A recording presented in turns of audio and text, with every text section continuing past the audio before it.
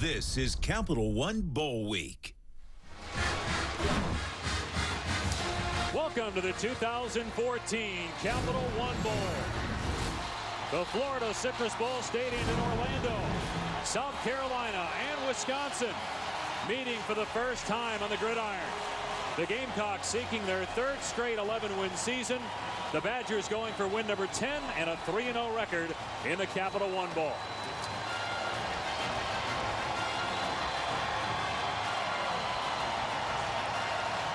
Hi, everybody. Alongside Brian Greasy, I'm Dave Pash. Happy New Year. Well, South Carolina comes in with 10 wins, beat 2 teams playing in BCS bowl games. For all intents and purposes, really a BCS team. Everybody knows about Jadeveon Clowney. His last game, he'll be the #1 pick in the NFL draft. More than likely, we'll talk about him coming up. But let's focus on Connor Shaw. In the SEC, when you talk quarterbacks, Johnny Manziel, A.J. McCarron, Zach Mettenberger, Aaron Murray. But in terms of the numbers and what he's meant to South Carolina, Connor Shaw deserves to be in that conversation. Well, he could be the most underrated player in all of college football. All he does is win. 26-5 as a starter, undefeated at home. I'm looking forward to watching him in his last game in a South Carolina uniform. He is the unquestioned leader and MVP of this team. You see his career ranks, completion percentage, touchdowns, but by far the most important statistic for a quarterback, wins. And that's all that Connor Shaw has done for Steve Spurrier in this program. And he has some good weapons with him on offense. Wisconsin has some explosive players on offense as well, particularly at the running back position. Melvin Gordon, outstanding sophomore, announced that he will come back to Wisconsin next year. He and James White combining for 2,800 rushing yards. They have a 1,000-yard receiver in Jared Abbrederis. But the question today is, can Wisconsin, Brian, match up with South Carolina's speed on defense? Well, here's the history, right? The last 3 Rose Bowls, Wisconsin has lost. Now they come on in a January 1 game against a very worthy opponent. They are going to have to do something different to win this game. We talked with Gary Anderson last night. We've got to be more multiple on offense. They've got to throw the football. They've got to start to incorporate pace. And on defense, they've got to be more aggressive. If they want to beat South Carolina, Wisconsin is going to have to do something different. We'll see how it plays out in this game. They have to find a way to block number 7, Jadeveon Clowney. With more on him, here's Tom Luganbill. Well, I think the biggest challenge for Wisconsin is how do you handle Jadeveon Clowney, not just in pass protection, but in the run game. I think it's hard for people who can't put a tangible number next to the plays that he makes stopping the run. And he will be tested today because Wisconsin's going to try and put him in a phone booth, run right at him, neutralize some of that speed and quickness, and see if they can take the edge off of those passing downs.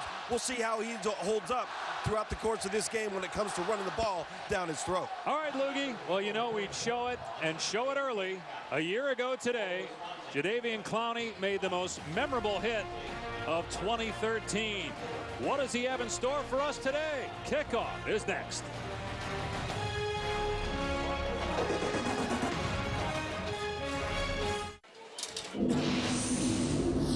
Wisconsin, you're the visitors. You get to call the coin toss. 2 helmets are ahead. Capital One will be a tail. Kevin's going to toss the coin. We're going to let it hit the ground. What are you going to call, Wisconsin? Tails. Wisconsin calls tail. And it's ahead. South Carolina's won the toss. South Carolina will receive. Which way do you want to kick, Wisconsin? That way. Turn with your backs to those goals, captains. South Carolina will receive. Captain, shake hands. Have a great game. Capital One's Kevin Borgman down at midfield for the pregame coin toss with Jay Strickers, the referee, retiring after 30 years. He worked the first BCS National Championship game. He works with the Pac-12, and when Wisconsin heard that Pac-12 officials were working this game, some red flags came up because of the Wisconsin-Arizona State game earlier in the season, but none of the Pac-12 officials that worked that game are working a bowl game. The Pac-12 worked very hard to put together the best crew for the Capital One Bowl today. 300th game as a college head coach for Steve Spurrier. His 9th year at South Carolina, a record of 32-6 over the last 3 seasons. First year for Gary Anderson after 4 years at Utah State. 11 wins last year, 9-3 this year. But the Badgers couldn't wait to get on the field.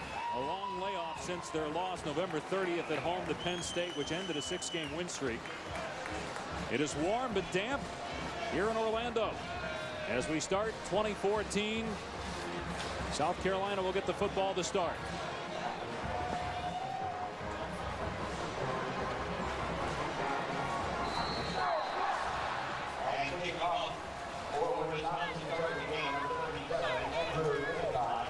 Second time in 3 years that South Carolina has been in the Capital One Bowl. Beat Nebraska 2 years ago, and then last year in the Outback Bowl knocked off Michigan. As Brian mentioned, Wisconsin not playing in the Rose Bowl for the first time in 4 years.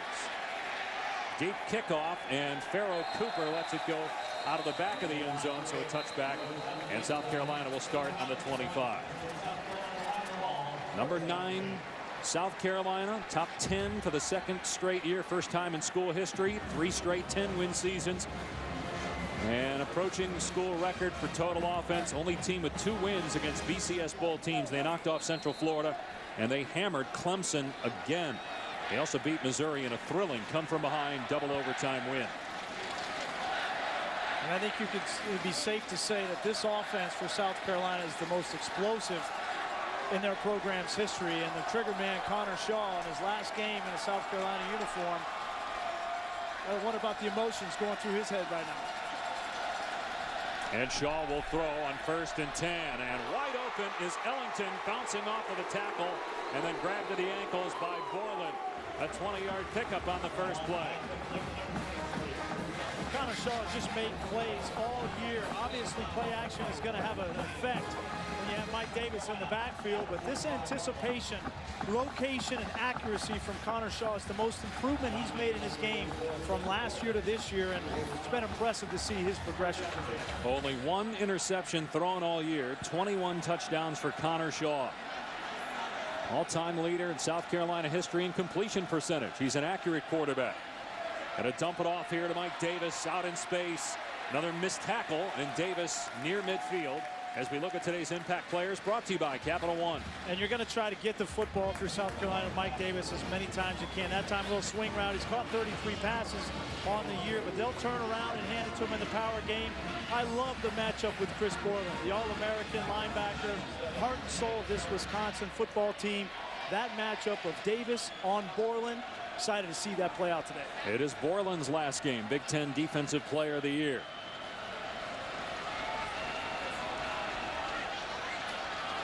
After a gain of 3 for Davis on the reception. Shaw to throw for the 3rd straight play. Has to step up. He can run. Pretty good athlete. And knocked down at the 48-yard line after a gain of about 5. Desmond Southward, playing with a cast on his hand after surgery, made the tackle. Incredible numbers for Shaw. Well, and the word that comes to my mind immediately when I watch Connor Shaw is efficiency. You can see his completion percentage. He knows where to go with the football. He's avoiding mistakes. That last play is a great example. They release 5 guys out in the route. Nobody's open. Connor Shaw doesn't panic. He allows the rush lanes to develop, and then he uses his feet to convert and bring up a 3rd management situation. Wisconsin 5th in the country in 3rd down defense. South Carolina with a 3rd and 3. Shaw on the run, diving for the 1st down. Going to be close. Might be short based on the spot. They run the zone read. Connor Shaw is diving. He had to get across the 45-yard line to get a 1st down, and I think he came up just a fraction short. And no hesitation from Steve Spurrier as they cross the 50-yard line into Wisconsin territory. He's going to go for it.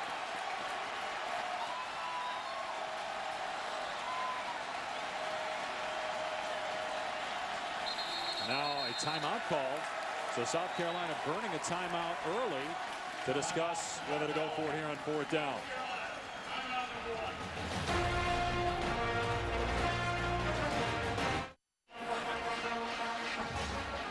You're watching the 2014 Capital One Bowl with Brian Greasy and Tom Luganville. I'm Dave Pasch in Orlando. A 4th down and 1 for South Carolina.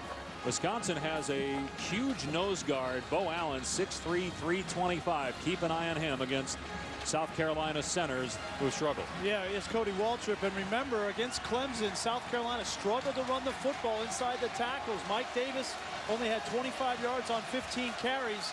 Steve Spurrier can't feel real confident about that matchup blocking Allen in the middle. Garrison Gist doesn't play a lot, is in the game at fullback, and Connor Shaw, the keeper, able to move the chains behind his center to get the first down. There was a natural gap on the inside of the defensive front. Bo Allen lined up almost on the guard. Maybe Connor Shaw recognized it. You see it right here. Here's Bo Allen way over here. And Connor Shaw checks and just says, I'm going to take it myself, and it's an easy conversion.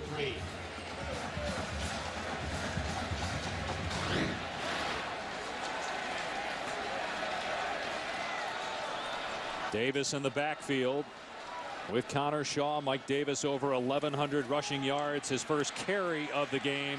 And you see his balance, breaking a Brendan Kelly tackle, and he picks up a couple yards.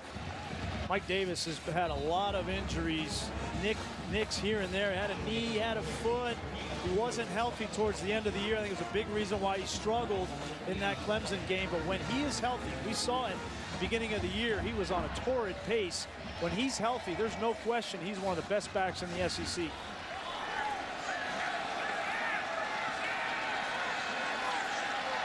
Second down and 8. And Shaw to the air. Everybody covered. Shaw. Eventually a man comes free. It's Jarrell Adams for a South Carolina first down. And a gain of close to 12 inside the 30. Connor Shaw is one of the best in the country at buying time. He keeps his eyes downfield. He's not panicking, just trying to find an outlet, force the defense to come up and play him, and then flick the ball for a big third down conversion. We talked about all those quarterbacks in the SEC, Manziel, McCarron, Murray, Mettenberger. Connor Shaw did not even make honorable mention SEC despite his numbers. Here's a blitz off the edge. Shaw gets away from that man and then pushed out of bounds near the line of scrimmage by Brendan Kelly. Tanner McAvoy, the converted quarterback for Wisconsin. You're going to see him right here and just come off the edge. He's playing safety. You've got to be controlled. You can't shoot your gun so fast right there because Connor Shaw is going to bait you and then just get outside. Wisconsin has to adjust as fast as possible to the speed of South Carolina on both sides of the ball. They just don't see this kind of speed in the Big Ten. We will not see Tanner McAvoy playing that position next year. He's going to be moved to quarterback to challenge Joel Stavy and others for the starting quarterback spot in 2014. They bring pressure again off the edge with Caputo. Broke a tackle. Shaw did, then shoved back.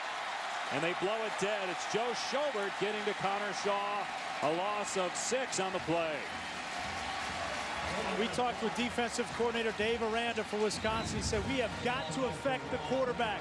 They're going to do it with Caputo off the edge.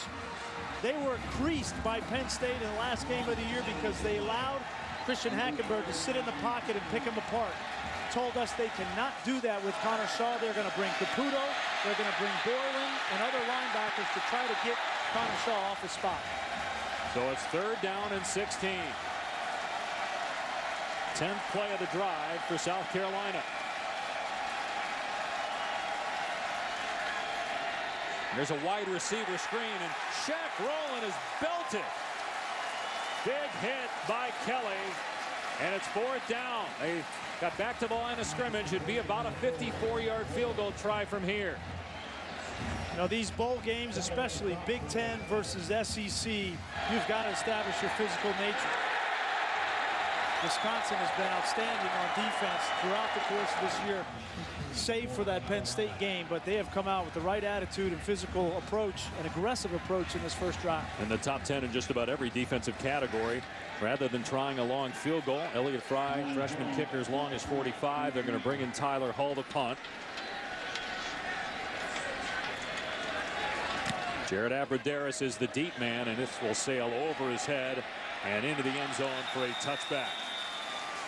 South Carolina got 20 yards on its first play from scrimmage, but the Wisconsin defense stepped up with hits like this from Brendan Kelly. Badger ball when we return. The champs from the Big Ten, Michigan State, playing in the 100th Rose Bowl game as the Spartans meet Stanford Coverage starting 4:30 today on ESPN. Michigan State with a terrific year. Connor Cook, the quarterback, knocked off Ohio State in the Big Ten championship game. Ohio State playing in the Orange Bowl, and only 2 teams from a conference can play in the BCS. Wisconsin and South Carolina were 2 teams left on the outside, in part because of that loss to Penn State at the end of the year. Still 12 straight bowl appearances for Wisconsin. School record for rushing yards. They're the only school with 2 running backs with 1,000 or more yards. Think about it. This is after Monty Ball left. Changed his name, or the pronunciation of it anyway, to Monte. Second-round pick in Denver. White and Gordon don't skip a beat. And Gary Anderson has done a terrific job in his first year. We might see some different wrinkles for the Badgers today on offense. They will run it here, try to pound. James White rather between the tackles, gets a couple. Marquise Roberts on the stop. Here's our impact players with Tom Luganville. Brought to you by Capital One.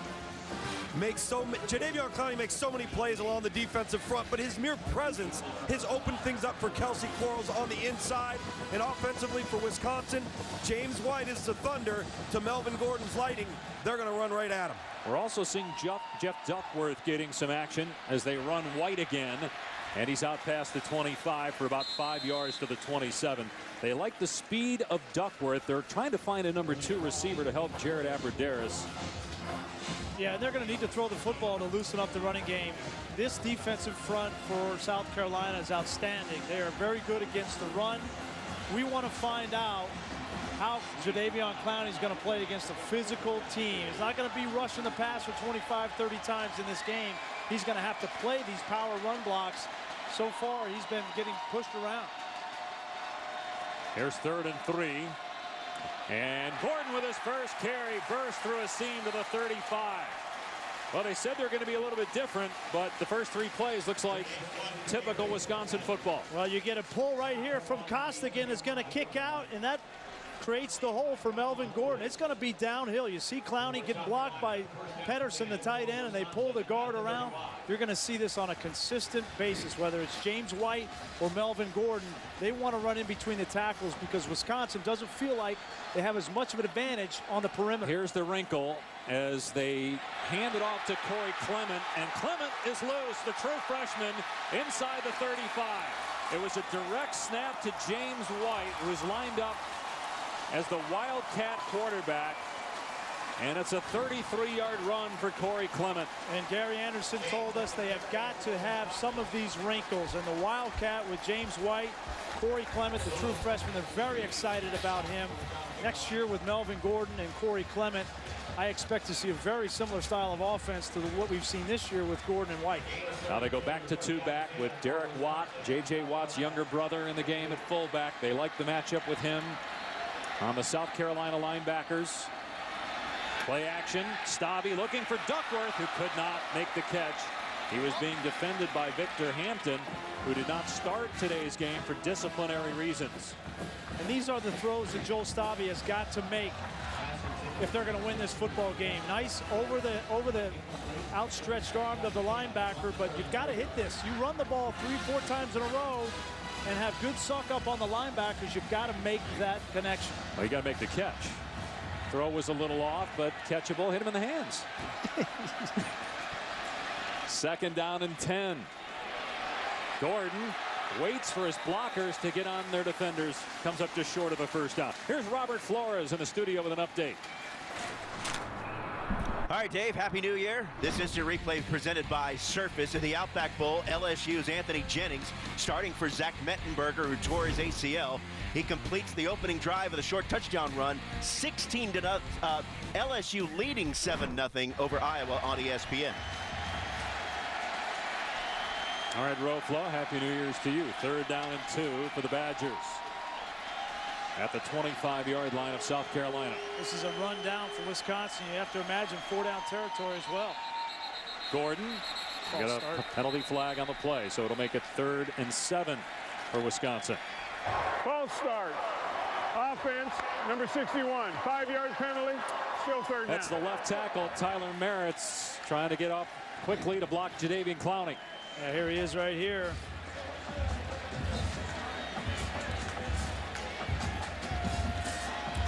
Got a tough assignment. That'll make you nervous. That'll make you jump. Redshirt freshman Merritt has played very well this season, but I don't anticipate they're going to leave him one-on-one in many situations with Jadeveon Clowney. How about Wisconsin's had 7 offensive linemen drafted the last 3 years, most of anybody in the country. Here's a middle screen. Pedersen tackled immediately on the catch by Kawan Lewis, so no gain on the play. It would be about a 47-yard field goal from here, and they're going to try it. Jack Russell's long this season is 48. That was a great play by Kawan Lewis. They had the center, Dan Volz, was releasing to block him on the screen, and if Volz would have gotten that block, there would have been a lot of running room. Looking to tie, and no, it's a fake. Drew Meyer on the fake, looking deep into traffic, incomplete. Trying to hit Brock DeSico. That's the second fake punt run by Wisconsin this year. And South Carolina will take over at its 35. Gary Anderson talked about doing something different, being aggressive to get up in this game. They try it. Very well defended by South Carolina on the back end.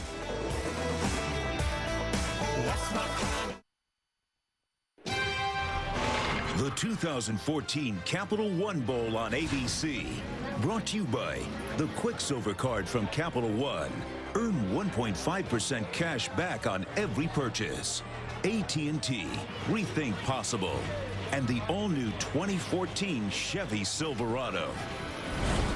Both teams this week went to Disney Quest, spending an evening with local area underprivileged kids. Before the break, I said fake punt, of course, meant fake field goal. They tried a fake punt earlier in the year, but that fake field goal doesn't work, and South Carolina takes over. Well, and they tried to release the tight end, both tight ends, and then one in the flat. But take a look at Chaz Elder and Bryson Williams, the safety. They were in a field goal safe, the right call on defense. They were not fooled. They were in great position to defend that play. Very well done by Bryson Williams and Chaz Elder. So first down for South Carolina on its 30-yard line. Mike Davis is in to take the direct snap. Trying to find a hole. Cuts it back. Gets a huge block. Davis to the outside. Past the 40 and out of bounds at the 44. Shaq Rowland with a big hit to spring a 14-yard run for Davis. Wisconsin comes out in a little wildcat, and South Carolina does the same. You're going to see Shaq Rowland right there on Michael Caputo. Got his head in front. That's textbook. Establish that physical nature on that offensive side, and Shaq Rowland, who's been up and down this year, has struggled a little bit. A couple of games suspended, but he has come on strong towards the end of the year for South Carolina. Connor Shaw back in the quarterback position. First down at the 44-yard line as we near 4 minutes to go in the opening quarter. Each team has had a possession. Here's Wilds trying to find running room, and he's up to the 48 for about 4. Pat Muldoon bringing down Brandon Wilds, who is back after missing a good part of the season with an elbow injury. They're hoping to find someone that could spell Davis and take up some of those carries at the tailback spot. Well, they want to keep Mike Davis fresh in this game. They know they're going to need him probably in the third and fourth quarter. So we'll see Brandon Wilds. We'll see Sean Carson, the sophomore, quite a bit in this game.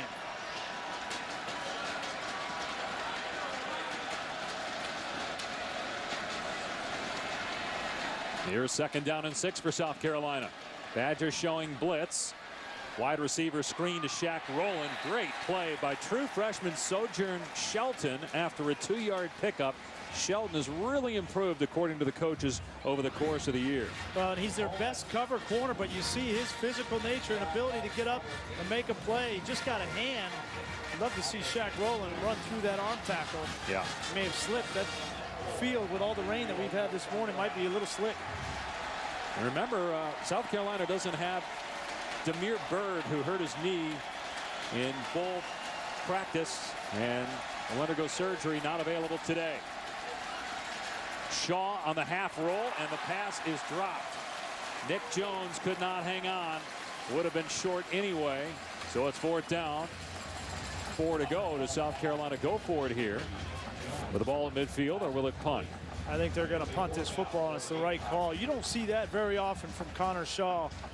Been one of the most accurate quarterbacks, if not the most, in South Carolina history. And on third down, that's his down. He owns third down, whether it's throwing the ball accurately, making the right reads, or using his feet. That last play is not normally what you see out of Connor Shaw. Tyler Hull punting. Wisconsin comes after that kick. High punt. And the fair catch made near the 20-yard line by Jared Abbrederis. Late first quarter, no score at the Capital One Bowl in Orlando.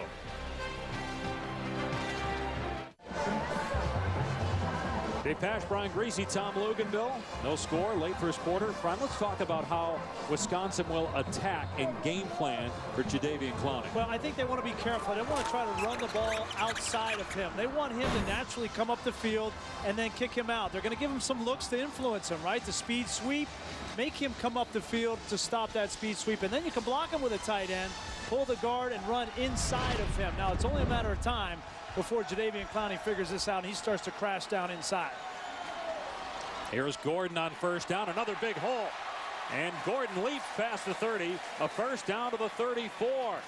Tripped up by Bryson Williams, a 14-yard run for Gordon, who averages a nation-leading 8 yards a pop. And this is the same play you're going to see. You're going to get Abbrederis. That's going to affect Clowney to go outside. You block him with the tight end, pull the guard around. This is just the power O that Wisconsin has run for years. They're just using that speed sweep to influence Jadeveon Clowney up the field, so they don't have to worry about blocking him.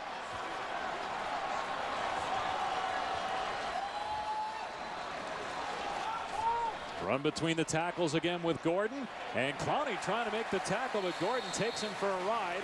A 9-yard gain to the 43. Well, they're going to run away from Jadeveon Clowney. Wisconsin knows that they've got to account for the backside pursuit.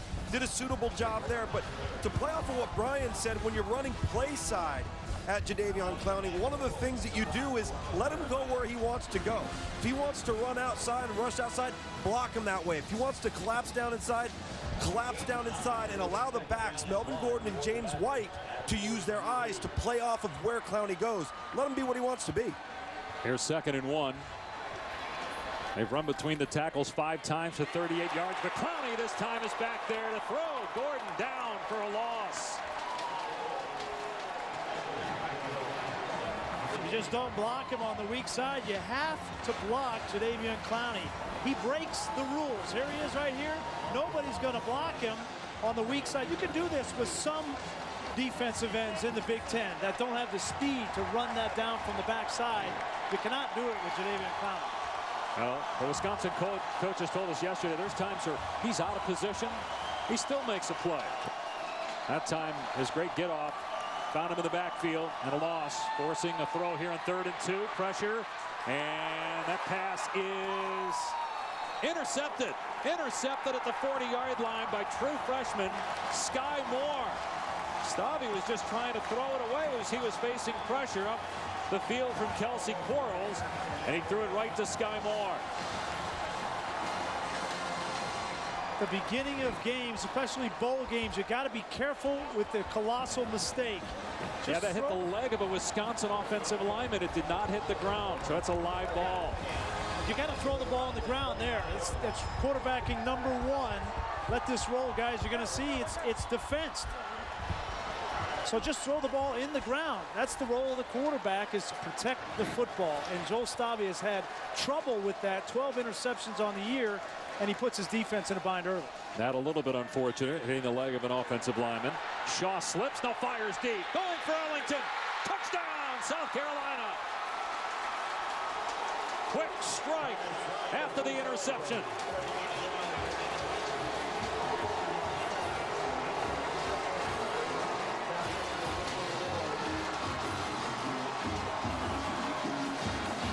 Steve Spurrier loves to take shots when you cross the 50-yard line, and when you put on top of that a change in possession, all the recipe for a shot down the field. And Bruce Ellington, his 7th touchdown on the year. He's the man to go down the middle of the field.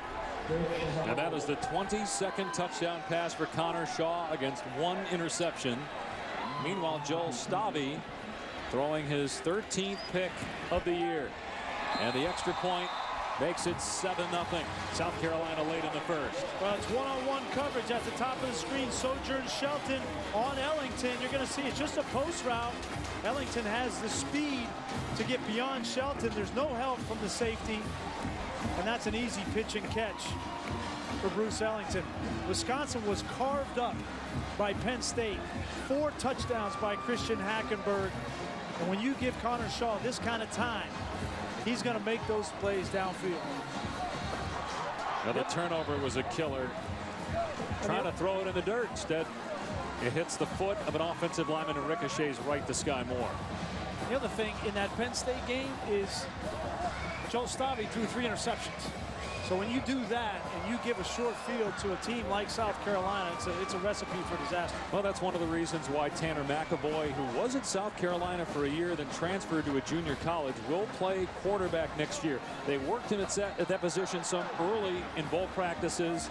They're going to move him back to quarterback. You have DJ Gillens, who's expected to enroll in January, that could challenge Stavi for that position. Now, Stavi's been excellent in the red zone. 15 touchdowns, no picks.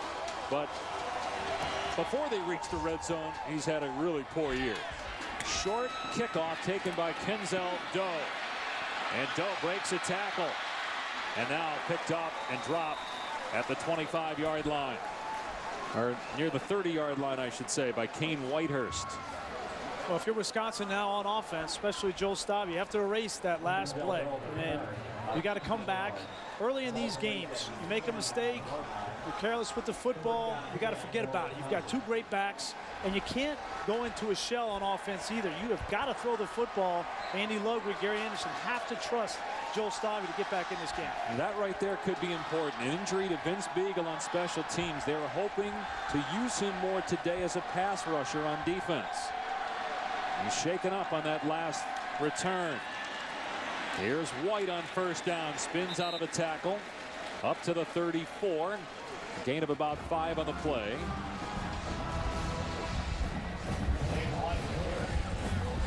Jordan Diggs on the stop for South Carolina. Sorry, Dave, you cannot say enough about James White. This is a kid that was in the shadow of Monte Ball, right? And then everybody is talking about Melvin Gordon and a Heisman next year and all these kinds of things. And all James White has done has been one of the most productive backs in the history of Wisconsin football.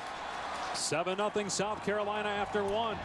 The Capital One Bowl will continue after these messages and a word from our ABC station.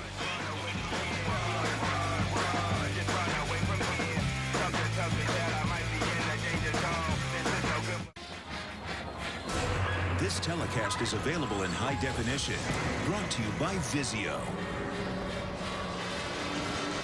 Start of the second quarter in Orlando at the Capital One Bowl. Dave Pasch, Brian Griese, and Tom Luganville. It is 7-0 South Carolina on a Connor Shaw touchdown pass. Meanwhile, Wisconsin with no passing yards yet. And they're going to put James White in as the Wildcat quarterback. And he's going to get twirled to the turf by Victor Hampton. They'll give him forward progress to the 32. It's still a loss on the play. Trying anything they can to change things up against this speedy South Carolina defense. White and Melvin Gordon come into this game about 200 yards away from breaking the NCAA record for rushing yards by teammates in a single season. Been a terrific year for those two on the ground, but will it be enough to beat the Gamecocks?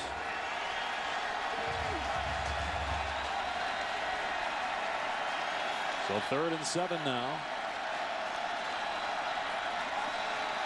Stavi with time, and it's pulled in for a first down by Abradaris to the 43-yard line. Jared Abradaris came into this game with 73 catches on the year. This 3rd down, they're just going to play zone. South Carolina is, and Abradaris, one of the smartest players in college football. He will beat you in man-to-man coverage, and he has the discipline to know how to get open against zone coverages. Problem is for Wisconsin, outside of Abradaris, their second leading receiver is the halfback, James White. They don't have a complement. They go back to the ground, and a big hole for Gordon. To the 37 of South Carolina. Boy, he gets through those holes quickly. He can run, And now Wisconsin looking to go up tempo, but an official timeout as there is an injured South Carolina player. Take a look at Derek Watt, the fullback, with the kick out block on Marquise Roberts. You're going to see if Derek Watt can get to the second level on some of these linebackers, he has the size advantage over the linebackers for South Carolina, and Wisconsin feels very good about that matchup. Chaz Elder was the one who made the tackle, and you could see him make it with his upper body and his head, and Elder missed some time earlier in the year with a concussion. So he'll go to the sideline as Wisconsin is in South Carolina territory. Gordon with 58 yards for the Badgers on 8 carries so far. He's over 1,500 yards on the season. Now it's White in a tailback. Play fake for Stavi. And he's being chased, throws to Pedersen in the middle of the field. Inside the 10. Pedersen all the way to the goal line. He'll come up just short, but it's first and goal, Wisconsin.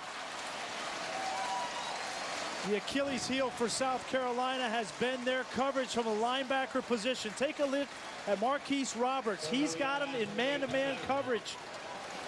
He decides, he gets hit by the official, and he decides he's going to run, and he loses Pedersen. Give credit to Andy Ludwig, offensive coordinator for Wisconsin, for drawing up that play during the break to take advantage of a youth at linebacker for South Carolina. First and goal. White, the tailback. It'll be a pass. Flag down. Stavi throws. Touchdown. Another penalty flag comes in. Sam Arneson with a touchdown catch. And again, there are 2 markers on the play. Well, Jadeveon Clowney was trying to cover Sam Arneson. It looked like they got tangled up. See what this call is. Wisconsin players seem to think it's on South Carolina.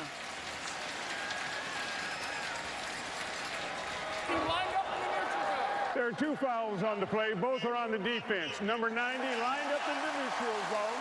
That penalty's declined. Prior to the pass being thrown, holding on the defense. Number 7, that penalty's declined. Touchdown's good. So that has to boost the confidence of Joel Stavi after the interception. The pass downfield to Pedersen and the touchdown here to Arneson. You can see the hold by Clowney coming off the line of scrimmage. Not much, but there was offside anyway on South Carolina. If I have Jadeveon Clowney on my team, he ain't covering a tight end. He's rushing a quarterback. I'm not sure what he's doing out there. Like a fish out of water a little bit.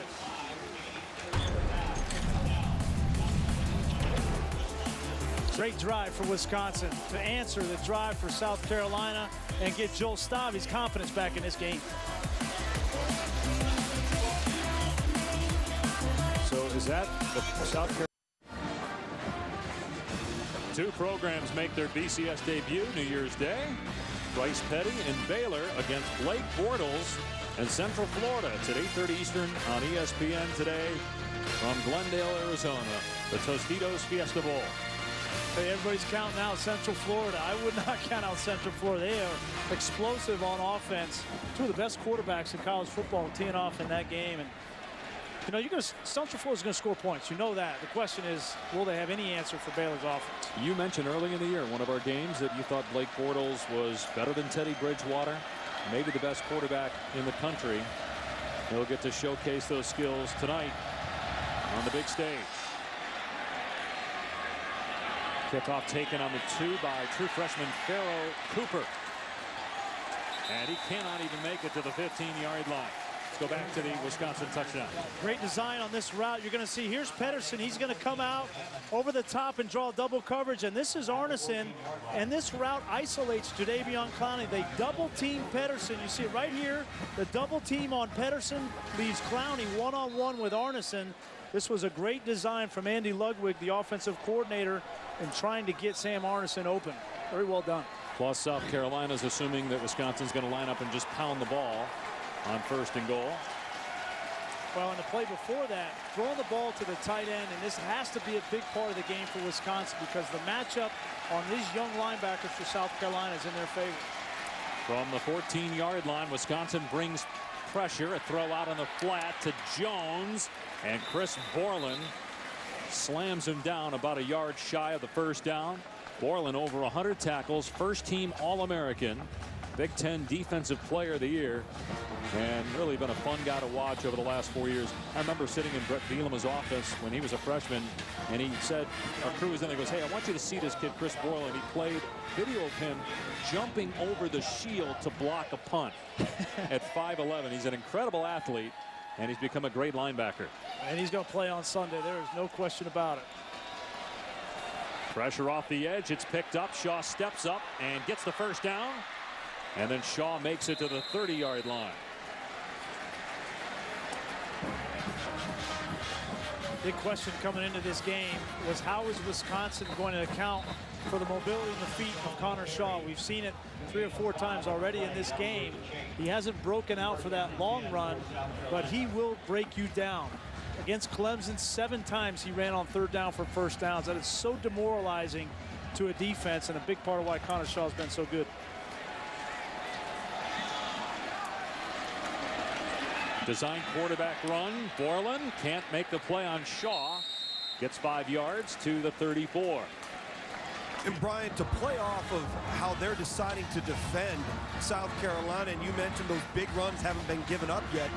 Defensively, if you watch Wisconsin to the open side, the field side, you're going to see them walk a defender down late off the edge and bring him, which is going to create those one-on-one situations. It's why Steve Spurrier keeps trying to throw that quick screen out there, because they know they've got a man advantage once they bring pressure off the edge defensively. And now Borland coming here. And he's chasing Connor Shaw, has to get rid of the pass. And coming back to the ball was Shamir Jeffrey, could not make the grab, so it is incomplete. But it was Borland in the backfield, along with Conrad Zagzebski. And they want to get Borland matched up on the center. This is the matchup they like. Cody Waldrop has struggled in pass protection. You see the athletic ability of Chris Borland, and when you try to cut him, he is not going to stay down long. He's like the Energizer Bunny, the Tasmanian Devil coming after you. 3rd down and 5. Wisconsin number 5 in the country in 3rd down defense.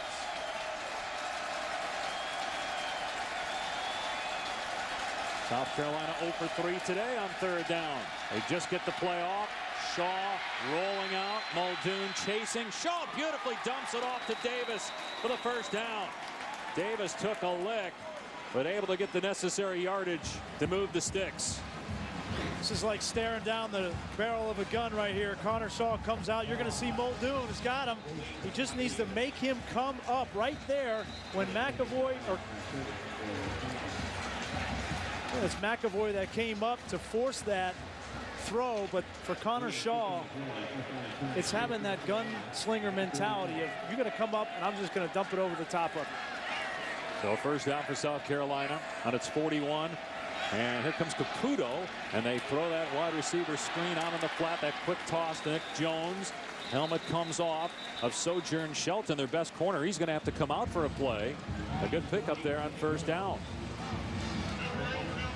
We haven't talked a whole lot about Demir Bird not being in this game. He was hurt in bowl practice, and so Nick Jones has got to become a bigger part of this offense catching the football, and especially on those bubble screens on the outside. So Peniel Jean will replace Shelton for this play. Must sit after losing your helmet 1 play. Gain of 7 on first down. Inside 10 minutes to go, 2nd quarter.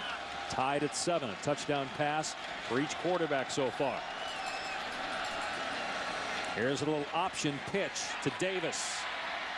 Trying to cut it back, and he's swarmed at the 49-yard line, short of the marker by about 2 yards. And Davis continues to hobble. Brian, you talked about the injuries. Only 22 rushing yards against Clemson. Did not play in the previous game.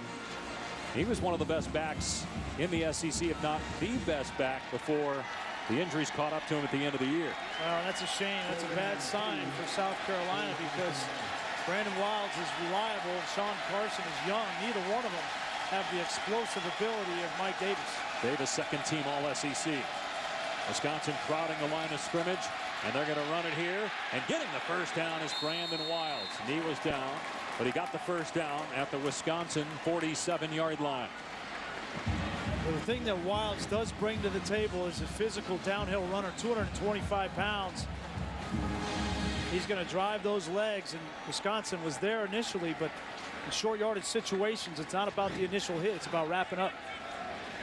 Wild stays in the game. 9th play of the drive for South Carolina. They've had some lengthy drives here in the first half. The quick drive was the touchdown pass right off the interception by the Badgers. Here's pressure off the edge. Shaw steps up. Great recognition by sensing the pressure from behind. Let's check in now with Robert Flores in the studio. All right, Dave, here's what's happening on SportsCenter right now. Louisville quarterback Teddy Bridgewater foregoing his final season and will enter the NFL draft. That, according to college football insider on ESPN, Brett McMurphy. Bridgewater could be in the conversation for the #1 overall pick held by the Texans. You buy that, Brian? #1 pick, Teddy Bridgewater? Yeah, if I were Rick Smith, GM of Houston, he would not be my selection, but he's an outstanding football player. There's no question about it. Bill O'Brien, the new head coach there. 2nd down and 7.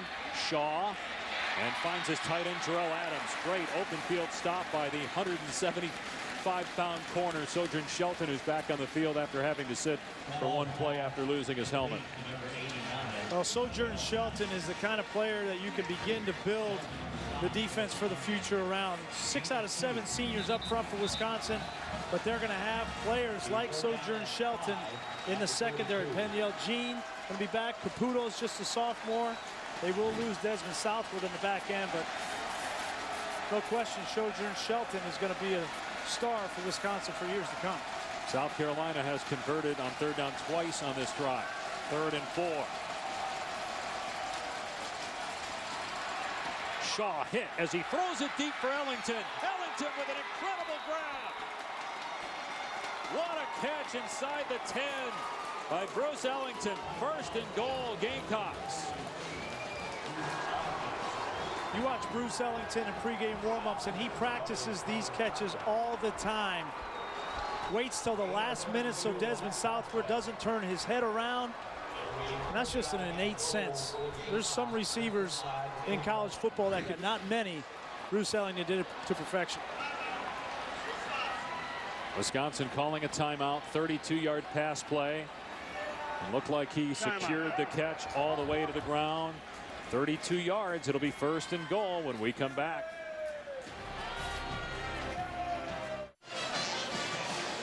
Bruce Ellington, 3 catches for 91 yards. Ruled on the field a catch. The ball does hit the ground, but does he maintain possession? Mark Perlman, Pac-12 line of scrimmage supervisor, with us in the booth. It can hit the ground and still be a catch, correct? What do you think here? I think it's a catch. You can secure the ball, and even though it touches the ground, as long as you secure it, it's still a catch because you have possession. I don't think they even reviewed it upstairs. Yeah, they did not. They confirmed it. So 1st down and goal.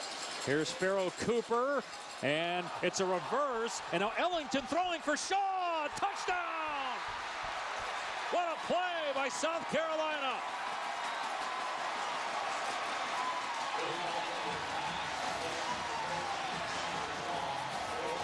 The head ball coach with a great design.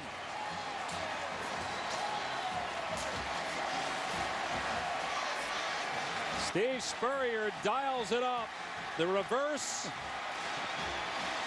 And then Cooper pitching it to Ellington for the throwback to the quarterback. And I think that's a sign right there of Steve Spurrier's respect for who Connor Shaw has been. All the sacrifices. He said, you know what, I'm going to draw up a play for my quarterback. There he is right there saying thank you. I'm going to draw up a play for him to have some fun in his last game in a South Carolina uniform. And looked like a bad snap there. So they're not going to get the conversion. Either a bad snap by Culbertson or a bad hold by Patrick Fish. Hard to tell there live, but no conversion. It remains 13-7. Well, and Bruce Ellington had to run downfield. Looked like it was doomed here for a second, but then look at the arm of Ellington on the money. He is a point guard on the basketball team, and he can dish it.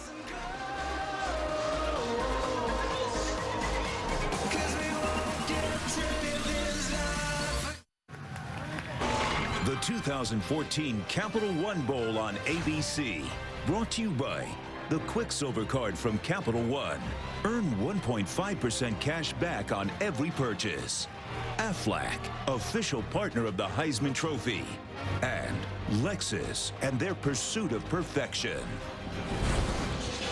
That's been a great week here in Orlando. Bands from both universities participating in the activities at the Florida Citrus Parade. Excellent turnout here at the 2014 Capital One Bowl. First meeting between Wisconsin and South Carolina. Missed extra point on a bad snap, so it's 13-7 Gamecocks. Alain Menard, who's had trouble keeping kickoffs inbounds, will boot it deep.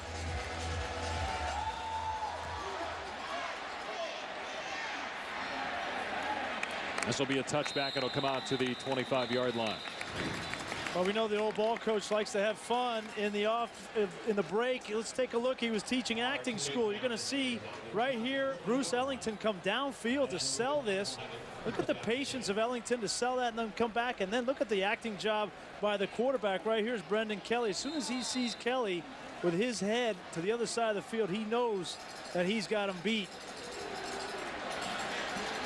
Great execution there. Hey, he was a little upset with Gary Anderson for making the joke at the luncheon yesterday about Clowney being faster than all the police escorts in town. Clowney getting 2 speeding tickets in the offseason. Actually, Spurrier, Clowney, and everybody else in the room laughed when Anderson said it. As Clowney is there, or excuse me, Holloman rather, to take down Gordon for a loss back at the 23. You don't see a lot of negative runs by Melvin Gordon at 210 pounds, but and now Kyle Costigan, the right guard, losing his helmet, so he has to come out for a play. So Zach Matthias replaces him for 2nd down and 12. Clowney shaking up. Too, yeah. He's coming out of the game. Looked like he's holding that right arm or shoulder. It's his last game. Going to go to the NFL. Here's White. Great stutter step at the line of scrimmage by White. Got the first down to the 35. And with Clowney out, they go right to his side. Let's take a look at the last play and see what happened. Oh, he came down, and he's the one that caused the helmet to come off of Costigan. But that was a violent collision. May have got a stinger on that shoulder. This is the last hurdle, right? He's been through the entire season. He's had a few nicks here, the rib, which was much publicized. This is his last hurdle. You want to see him get through this game healthy. And Gordon able to push the pile for a few yards. It all started 365 days ago. Outback Bowl, the big hit. And people started talking as Wisconsin goes up tempo. Should Clowney even play this year? He wasn't eligible for the draft. No gain there. Holloman with a stick on Gordon as Clowney returns. And there were some people that questioned Clowney this year. Question his toughness, question his work ethic. Some in the NFL are wondering why aren't the numbers there. Steve Spurrier says, look, he was double teamed just about every play. That opened things up for Kelsey Quarles, who had an incredible year. And you think Clowney still is the best? I don't have any question about Jadeveon Clowney, about his toughness, what he's shown to me this year. The people at the next level that are questioning the numbers, I don't buy that. Everybody that knows football knows what's been done to Jadeveon Clowney from a double and triple team standpoint this year. He's the best player in college football, hands down. And he's getting quadruple team there as the pass on 3rd and 6 is caught by Brian Wozniak, and he appears to have another Badger first down. Great job in protection here. Take a look at how Merritt gets help from the tight end. Great design for Wozniak to get a chip on Clowney, then release into the flat. An accurate throw from Stavi allows him to get his shoulder pads upfield and get a big 3rd down conversion. Now, he's been battling bone spurs in his right foot for a long time now. He had that strained rib muscle where he didn't play against Kentucky. That irked Steve Spurrier because of the timing and also because Connor Shaw played in that game 1 week after injuring his shoulder. It was a serious injury. It looked like it might be long term, but Shaw was back out there. Back to the ground game, and a beautiful move to the outside. White inside the 35. He stepped out actually back at the 41. Stepped out of bounds at the 41, but it's still a Wisconsin first down in South Carolina territory. A 14-yard scamper by James White. Well, the question coming into this game was, could Wisconsin continue to run the football against a physical front for South Carolina. This SEC defensive line with Quarles and Clowney, so far they have been up to the task. 127 yards in this first half. It's been Clement, it's been White and Gordon between the tackles. I think you're going to see more of that the rest of this game. 127 rushing yards for Wisconsin so far. They average 283 a game. Here's Gordon with a hole inside the 30, and then Gordon slipped as he tried to take on Victor Hampton. Ryan Groy, their best offensive lineman, first team all Big Ten left guard with the big block. Well, Lorenzo Ward, the defensive coordinator, deciding to bring some pressure to try to stop this running game. But Wisconsin has the perfect run call away. They don't even have to block 3 defenders on the weak side. And it's 12 yards before Gordon's even touched. Great adjustment for Wisconsin to that blitz from South Carolina. We saw Victor Hampton talking some trash afterwards. Second team all SEC corner. Junior, but likely playing his last game. Going to the NFL. First down inside the 30. Keep it on the ground with White, and Clowney gets him from behind, but it's after a gain of about 6 yards. Are you surprised Wisconsin's been able to run this easily? Well, the biggest surprise to me so far is where's Kelsey Quarles? He's the guy in the middle that has been the run stopper, has been the most valuable. He's not even in the game right now. He's on the sideline with his helmet off, and so Wisconsin's taking advantage, going some up-tempo here, keeping Quarles on the sideline and just gashing him in between the tackles. Here's second down and 4. And they hand it to Watt, the fullback. South Carolina not expecting that. And he gets the first down to the 15.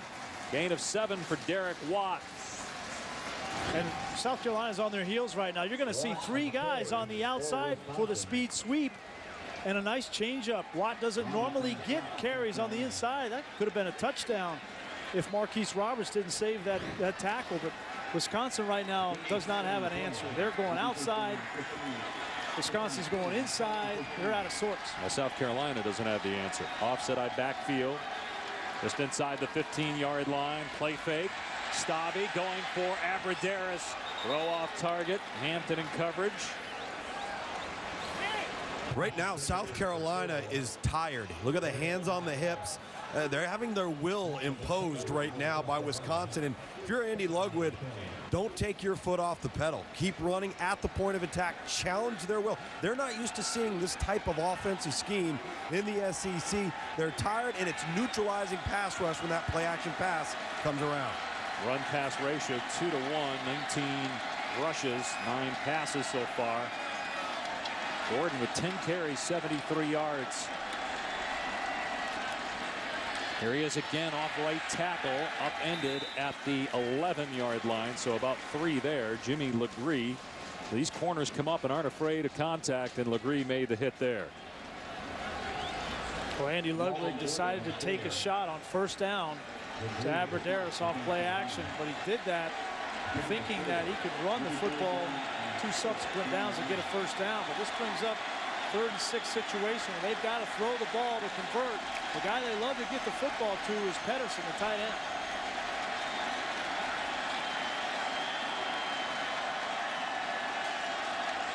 Abradaris detached from the line of scrimmage. He's the inside receiver. Stabby. And the pass is caught. What a catch. Short of the first down, though. Excellent grab by Alex Erickson, excuse me, only his 9th catch of the season. He paid for it, but hung on to the ball despite the low hit by the corner Legree. Now it's 4th down, and Wisconsin's going to go for it. Outstanding effort from Erickson there. That's a dangerous play. Obviously, Legree goes low. He doesn't want to go high to get a penalty, but there's no question they're going forward here on 4th and 1. Watt in front of Gordon. So you like this decision? Absolutely. It's Gordon, and he has the first down. It'll be 1st and goal at the South Carolina 3. 47 seconds left in the half. Wisconsin still with 2 timeouts remaining. Now the clock will restart when they set the ball.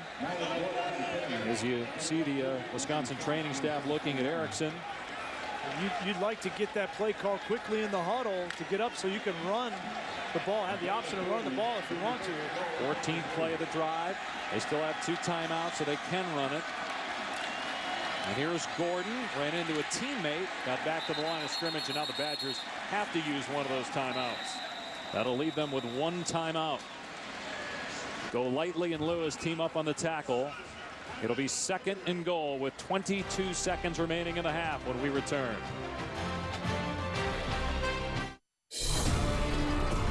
Capital One presents Capital One Bowl Impact Performances. January 2nd, 2006, Wisconsin's Brian Calhoun is a one-man wrecking crew on the ground, scorching the Tiger defense for 213 yards, including a 60-yarder, 27-yarder, and a 17-yarder to help set up the Badgers' first 3 scores. Calhoun caps off his big day with a 33-yard TD to seal Wisconsin's stunning victory over Auburn. For more great Capital One Impact performances, tune into the Capital One Bowl, January 1st on ABC.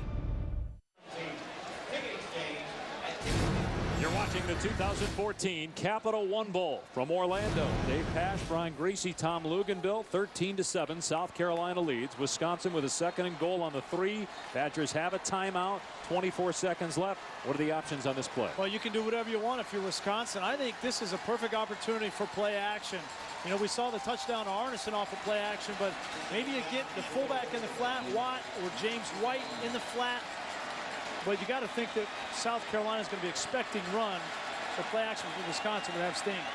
Quarles is in for South Carolina. He was out for most of the drive. And it is play action. Stabby hit by Clowney and throws it away. Clowney got pressure on the quarterback, and now it's 3rd down. You still have your timeout. 19 seconds left in the half. This is a great job by Victor Hampton. They got a little bit of pressure from Clowney. They wanted to throw the throwback screen to the tight end, but Victor Hampton stayed home at his corner spot and took it away. So was that the same play they ran on the touchdown earlier? No, different. They brought the tight end from the other side. It's just well defensed by Victor Hampton. Now here you still have the run game in your pocket because you have the timeout.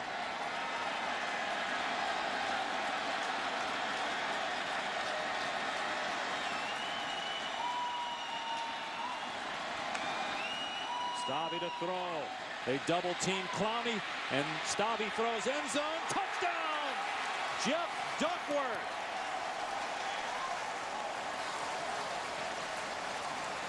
Only his 11th catch of the year, 2nd touchdown. The coaches told us yesterday he would play more today. They liked him against some of these South Carolina corners and hoping he would help Aberderis as the number 2 receiver. Well, give credit on this touchdown to the offensive line for Wisconsin because Duckworth came from the opposite side of the field and gave Stabby enough time to find Duckworth across the field.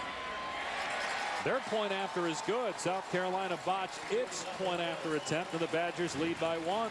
If you're going to throw the ball, here's Duckworth. If you're going to throw the ball all the way across, you've got to have time up front. Take a look at the protection for Stabby. He doesn't panic. They get a chip on Clowney. You step up, and then he crosses the field. A great job of Stabby finding him in the front of the end zone. Yeah, because Clowney still impacted that play. Stabby had to move to his right and found the open man. So after the interception, Joel Stabby has looked really good for the Badgers. And the interception again was off a deflection on an offensive lineman's leg when he was trying to ground the ball. 16 plays there, 75 yards, and you've kind of got the sense that South Carolina, at least on the offensive side, was going to start to get this thing rolling. And the last thing Wisconsin wanted to do was give them another shot before halftime. But for them to go down and answer and take the lead into halftime was huge.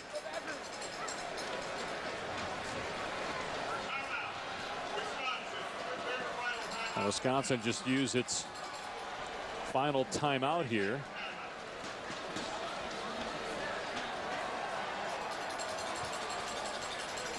Well, we thought coming into this game it's going to be all the ground and pound for Wisconsin.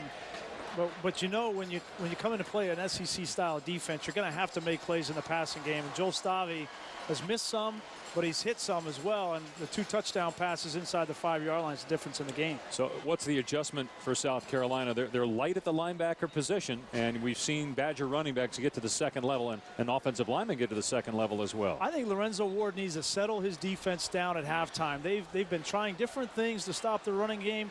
I think they just need to play solid defense, not try to bring pressure, bring blitzes. They just need to play strong up front, and they've got to get Kelsey Quarles into this this game. He's got to get to the quarterback. It can't be all Jadeveon Clowney. Quarles has got to affect the quarterback.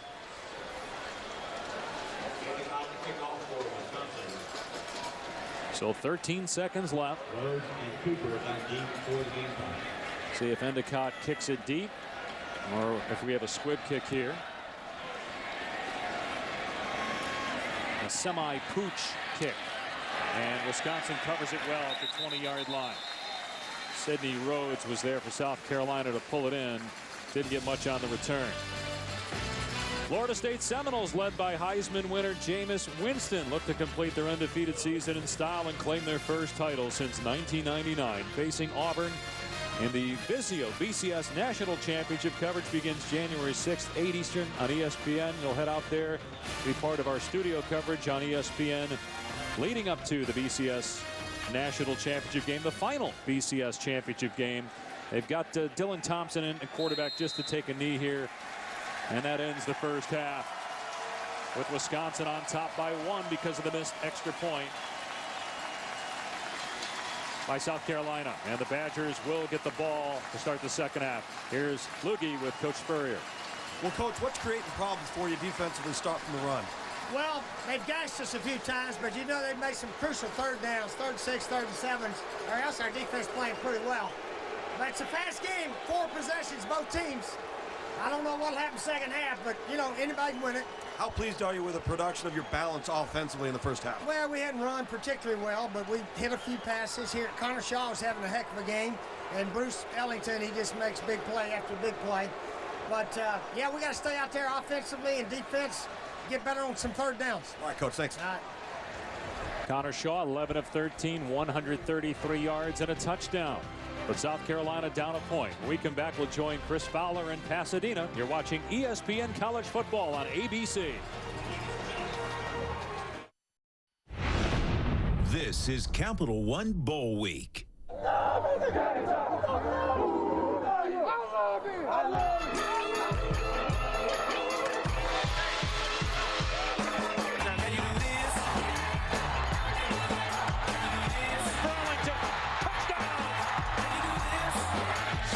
Throws, touchdown! Oh, touchdown! What a play! Throws end zone, touchdown! Jeff Duckworth.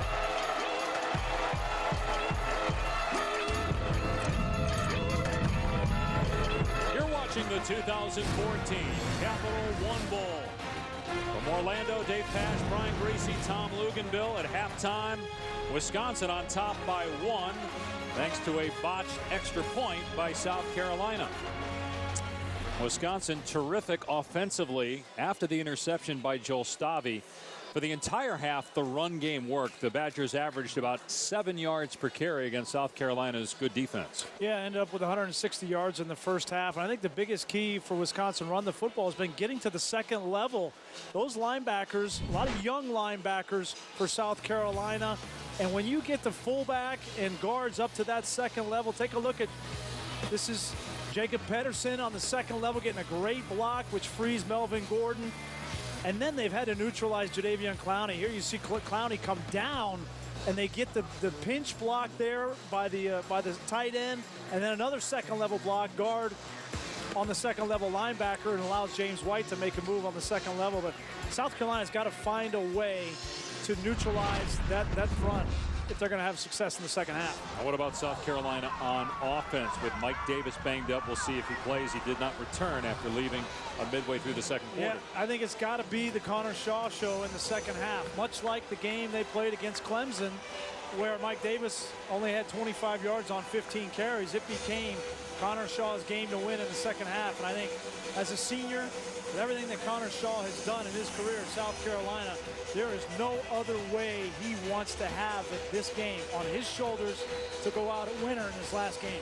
Last game for him, last game for Jadeveon Clowney, last game for Chris Borland, some of the best players in college football. James White as well, his last contest as a Badger.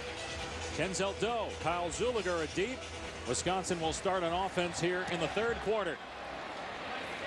And it's taken by one of the up men at the 20-yard line on the poor kickoff. With Brian Wozniak, he takes it out to the 35 for the Badgers.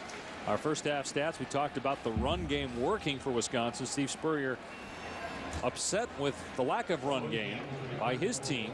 Pretty even time of possession. And the one turnover, the interception by Stavy, where he was just trying to ground the ball to hit the leg of an offensive lineman and ricochet forward to Sky Moore, who intercepted it. Melvin Gordon will start the second half in the backfield with a tight end blocking for him. And Gordon again, great burst through the hole. Grabbed by Lewis at the 41, but it's a 5-yard gain for Gordon. Well, in South Carolina defensively, where's Kelsey Quarles? They have got to get more production from Quarles. He came into the game leading the SEC with 9.5 sacks, 13.5 tackles for loss, and he's been absent so far. I expect him to pick up his game in the second half. He's going against a pretty good guy too. Ryan Groy, left guard.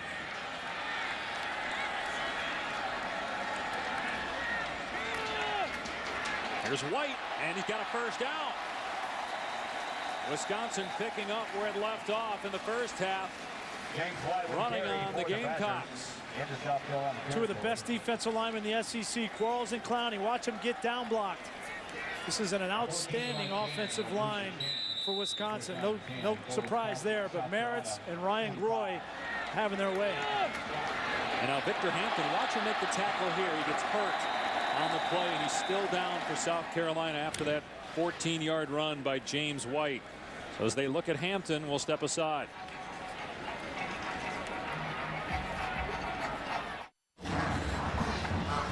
South Carolina's lacking depth at corner because Ahmad Christian transferred, and the starter Victor Hampton shaken up. You see he gets up after the tackle on White, and I don't have it in the shot, but he did go back to the ground.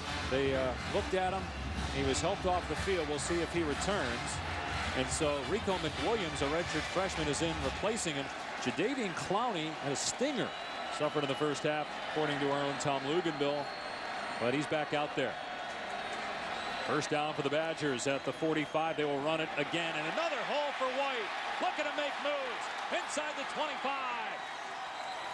Finally a run out of play inside the 15. Starting to smell of desperation here for South Carolina. You're going to see two guys blitz, and there's a huge lane for White. Lorenzo Ward, the defensive coordinator, trying to find what's going to work. So far, he hasn't had any answers. And Wisconsin's just sitting back, doing what they do best, and allowing the defense to come to them and making the proper adjustments and calls on each run. You saw Costigan, the right guard, out there on Marquise Roberts, the linebacker. That's about a 90-pound advantage for the guard. That was a 32-yard run, and now Stavy being chased from behind by Clowney, slips and lost a yard of the play. This is the third or fourth time where Wisconsin has gotten into the red zone on first down, and Andy Ludwig, their offensive coordinator, has chosen to try to take a shot to the end zone off of play action. It hasn't worked yet. If I'm Andy Ludwig, I'm going to continue to run the ball. I mean, they're running the ball 7-8 yards a clip right now. No reason to try to throw the ball to stop it. And Gordon is in there now. Second down and 12, so a 2-yard loss on the last play. South Carolina with 8 in the box. Here's Gordon, and he stumbled. Dives to about the 11-yard line, close to the 10. So third down and long coming up for Wisconsin. Hampton back on the field for South Carolina. Badgers have been pretty good on third down today. 4 out of 7. Yeah, you heard Steve Spurrier right before the half saying that's the thing that's hurt us the most, is not getting off the field defensively on third down. They have got to get some pressure on Joel Stavy. You can't rely on Clowney because he's going to be double teamed. You got to get Quarles up the middle. Got Abradaris on Legree at the top of your screen. Stavy to throw, steps up, hit, sack. Chaz Sutton gets to the quarterback and takes him down back near the 17-yard line. Fourth down. Chaz Sutton just ran over Rob Havenstein, the right tackle. You're going to get one-on-one every single third down. If you're Chaz Sutton, you got to take advantage. That time he used the speed to bull move and got Havenstein off guard. Good play. got that hand up around the face mask. He was lucky that wasn't a penalty. Jack Russell on for a 35-yard field goal attempt. They faked a field goal in the first half of a 48-yard try. They kick it here, and Russell puts it through. He's 9 of 12 on the year, and the Badgers extend their lead to 4.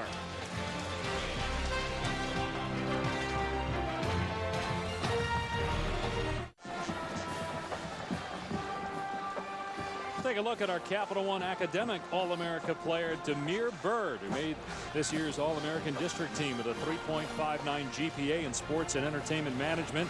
Unfortunately for Demir, he was hurt in bowl practice, knee surgery, and he's one of their key players. 33 catches, 4 touchdowns, a speed guy. Ellington has stepped up, almost 100 yards receiving for Ellington in the first half, but Mike Davis a little banged up. South Carolina needs all of its weapons in the second half. Yeah, and it's going to be a passing game for South Carolina by all intents in the second half. We're going to need Shaq Rowland to step up as well. Short kickoff from Endicott. Here's Pharaoh Cooper on the 5-yard line. Cooper past the 20 and ripped to the ground to the 25. We talked about the injury to Mike Davis. Here's Tom Luganbill. Yeah, Mike Davis got stepped on, kind of tweaked his foot just a little bit there in the first half. He's been told he's been 100% good to go. We should see him here on this series. Now, he's not good to go. That severely hampers this run game, guys, because now you've got Brandon Wilds in his stead, who doesn't bring the same explosiveness that a Mike Davis does. So let's see if he's 100% good to go, because they got to have him to have any semblance of a power run game. 3 carries, 17 yards for Davis. Over 1,150 yards on the season. 7 100-yard games for Davis. Marcus Lattimore's replacement. He might be better than Lattimore. First down on the South Carolina 25. And Shaw on the keeper. And he fumbled the ball. Recovered in bounds by Wisconsin. Derek Landish forced the fumble, and it's recovered by Ethan Armstrong around the 30-yard line. Great play by Derek Landish. The quarterback, when he runs the ball, defenses are taught to go for the strip because they don't have quite the ball security that running backs do. Great job there by Tanner McAvoy keeping that ball in bounds. Heads up play from the former quarterback. Big turnover. So the Badgers, with their first takeaway, will have it at the South Carolina 31.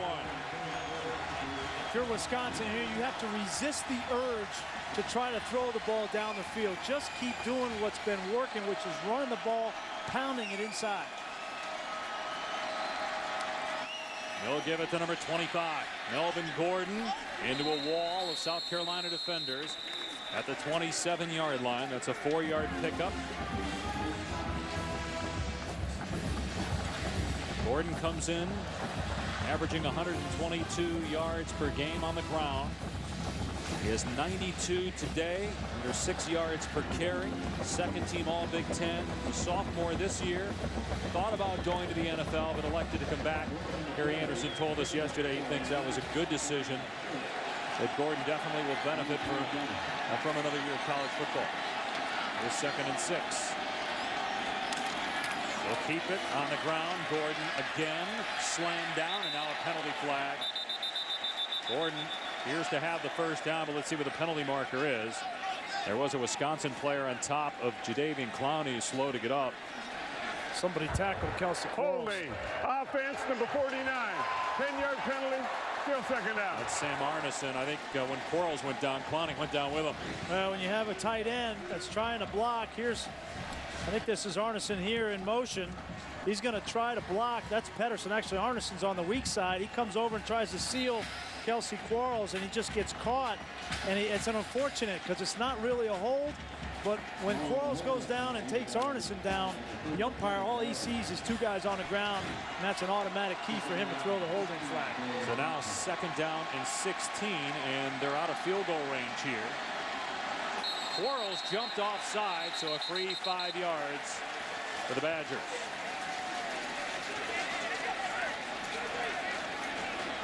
Has not played well today after 2.5 sacks in South Carolina's last game. Number 99 enters the neutral zone, causing the offense to react.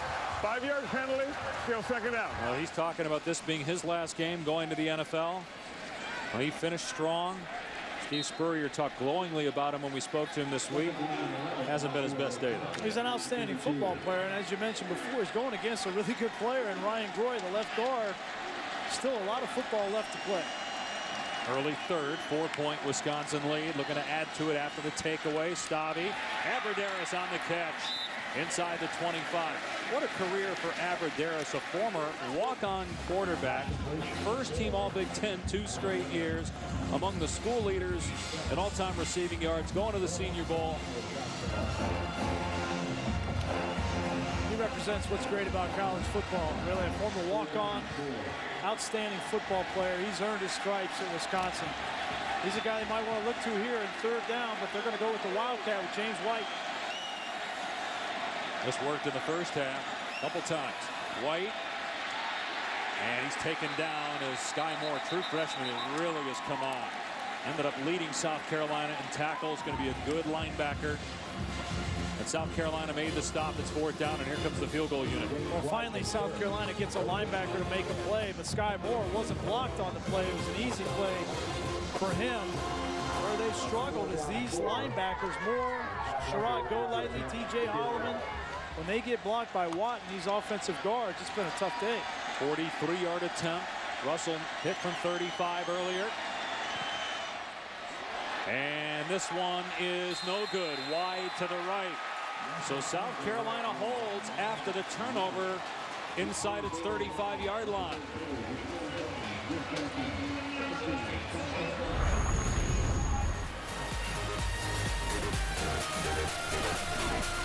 The kick wide right, and it remains a 4-point Wisconsin lead.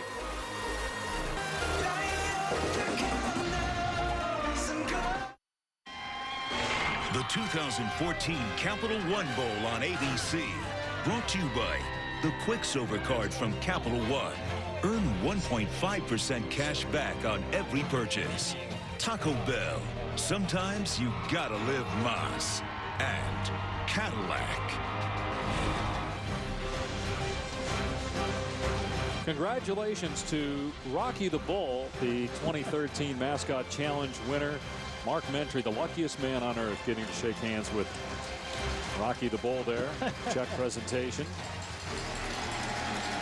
What did he have to do to win that check? Is that the Mascot Challenge? Yeah. Did they have the obstacle course set up, or what was it? He did it all. You don't know. Barrow Cooper running the Wildcat, a true freshman in at quarterback. He gets to the 28. Let's go to Robert Flores in the studio. All right, Dave, update on the TaxSlayer.com Gator Bowl. Georgia pulling closer against Nebraska. Hudson Mason to Todd Gurley. Little screen pass turns into a touchdown. Right now on ESPN2, 24-19 Nebraska, fourth quarter. Here at 17-13 Wisconsin, midway through the third. Connor Shaw back at the quarterback position after Cooper ran the Wildcat. Here's pressure from Wisconsin. Shaw's pass caught. First down. Jones near the 38-yard line. It's a new coaching staff for Wisconsin, including defensive coordinator Dave Aranda. Yeah, and I think Dave Aranda really wants to change the way that they play defense. They've made the switch from a 4-3 to a 3-4.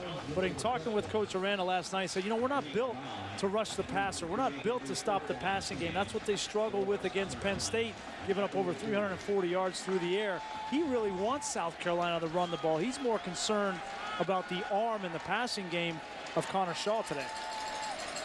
First down, and Shaw will throw. Has time, and wide open in Wisconsin territory.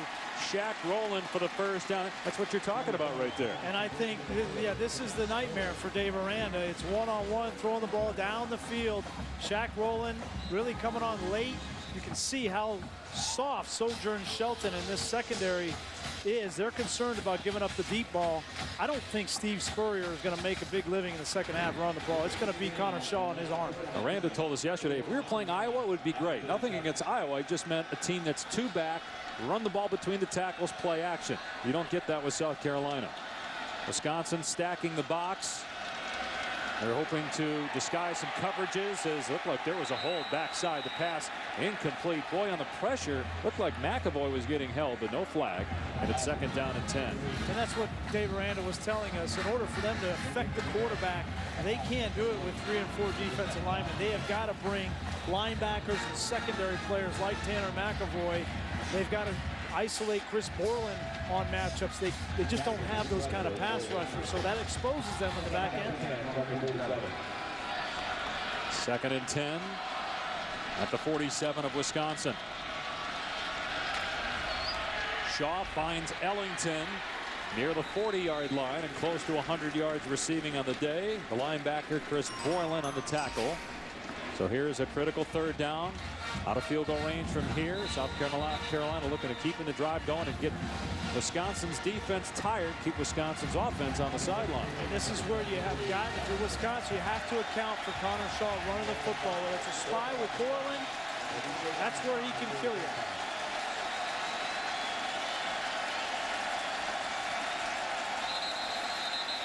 Penalty flag down. Wisconsin trying to confuse and cause a false start. May have done just that.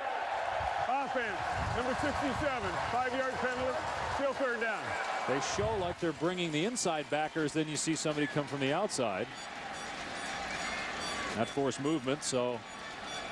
They wanted to try to confuse Connor Shaw as best they could in this game. They didn't want to allow Shaw to check at the line of scrimmage or Steve Spurrier to check from the sideline.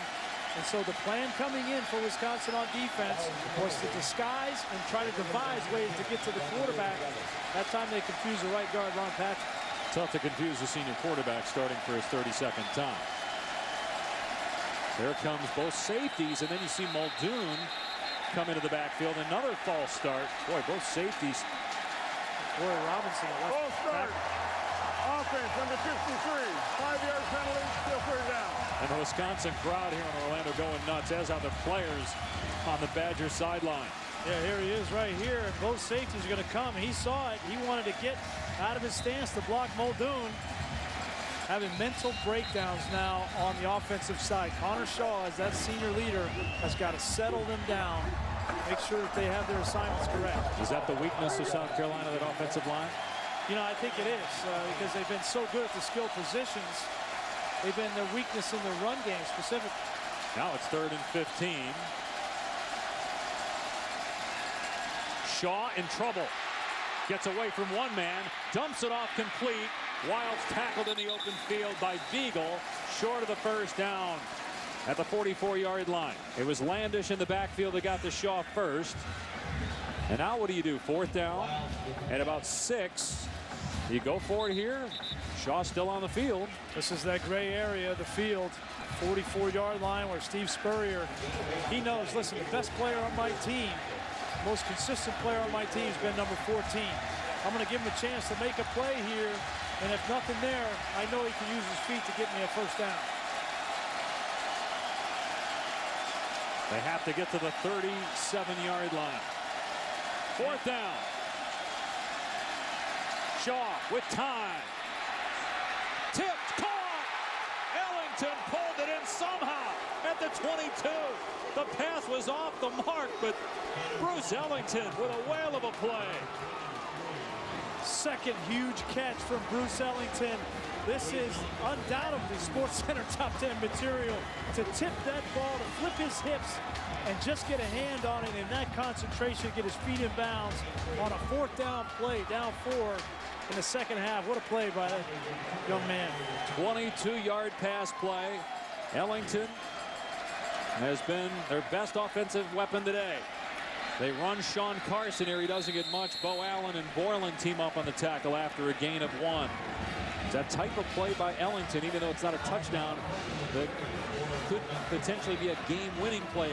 Allow them to convert on 4th down. It doesn't give Wisconsin the ball near midfield, and now they keep that Badger offense on the sideline for more time. Well, that ball wasn't very well thrown. No. It was thrown behind him. Ellington was open. If the ball was put on the sideline, just a great adjustment. Ellington, as Coach Spurrier said right before halftime, all he does is make big plays for South Carolina. 2 Spark stars, starting point guard of the basketball team.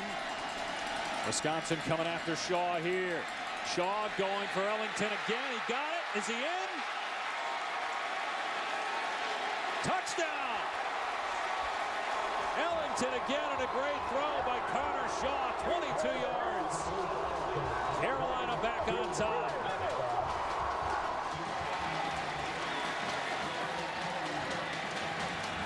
This time Connor Shaw put it right on the money. Same route. Great footwork. Tippy toe around the pylon by Bruce Ellington. Great recognition from Connor Shaw to see he had one-on-one man coverage. Ellington on the safeties, Desmond Southward. Easy pitch and catch for the touchdown. And clearly a touchdown as you looked at Ellington's feet there. Skip inside the pylon. And now the extra point. It's good from Elliott Fry, and it's 20-17 Gamecocks. We knew the second half this game would be on Connor Shaw's shoulders. He needed a receiver to step up, and Bruce Ellington's done it all year.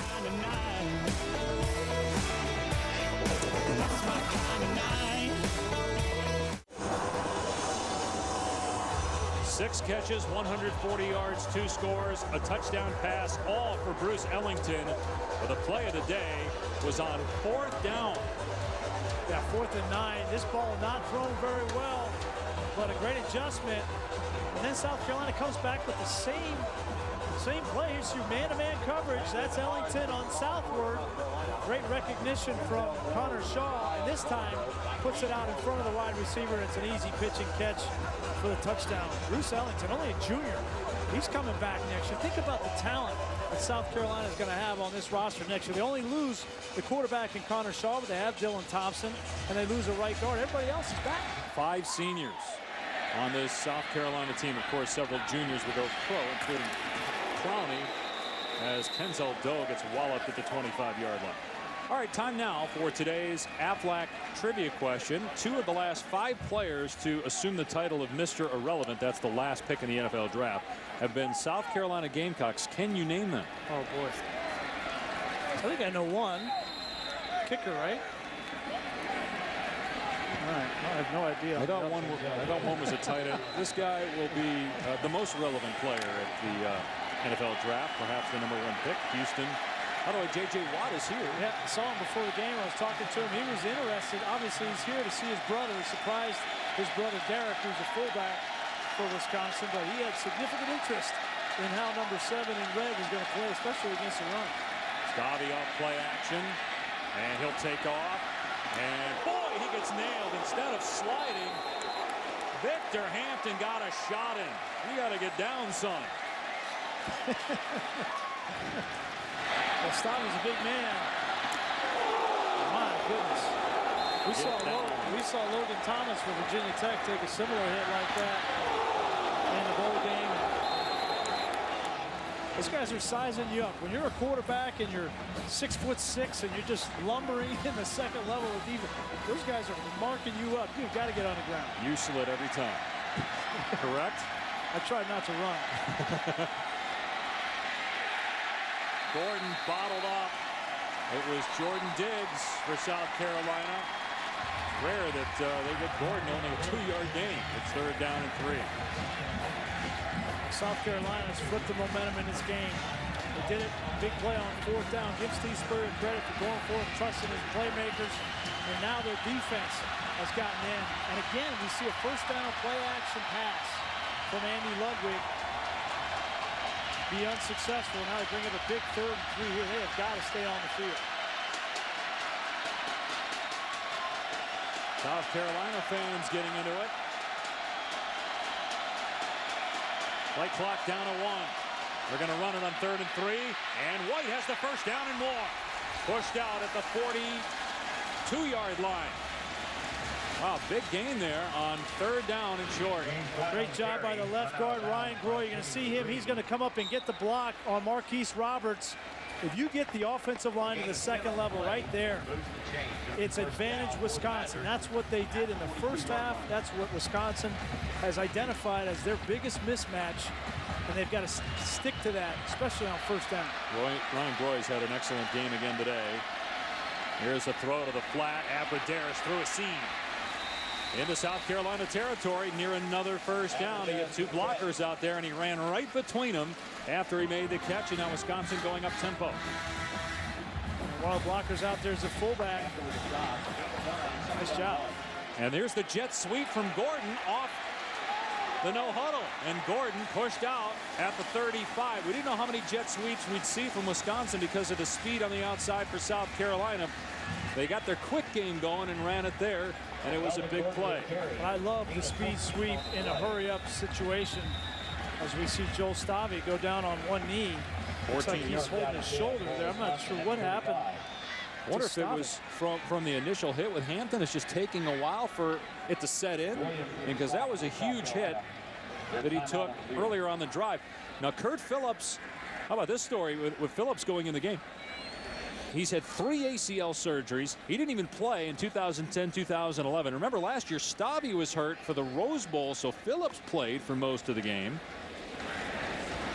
Badger fans will tell you it seems like Kurt Phillips has been there since Randy Wright was the quarterback of Wisconsin, and Phillips was a backup. Let's take a look at the last play. Take a look at Stavy. He's just handing this ball off. That's his left. And he just grabs that right. I think you're right. I think it had to be from that hit from Victor Hampton. Clearly there's something wrong with the right shoulder from Joe Stavy. Well, he broke his clavicle last year. Yep. And Kurt Phillips had to play. And so now, what a great story this could be for Kurt Phillips, battling through all the injuries. Now a chance to go win the game for his team as Stavy will go back to the Wisconsin locker room. And if you're Kurt Phillips coming in this situation, you don't have to be a miracle worker here. You've got a great running game going in this game. Just manage the football game, protect the football. He's thrown 2 passes all year. Gordon, and again, he pushes the pile of the 33-yard line. Only a couple there. Kelsey Quarles in there for South Carolina. 6th-year senior. Kurt Phillips, you look at the numbers for his career. Again, 3 ACL surgeries on the right knee.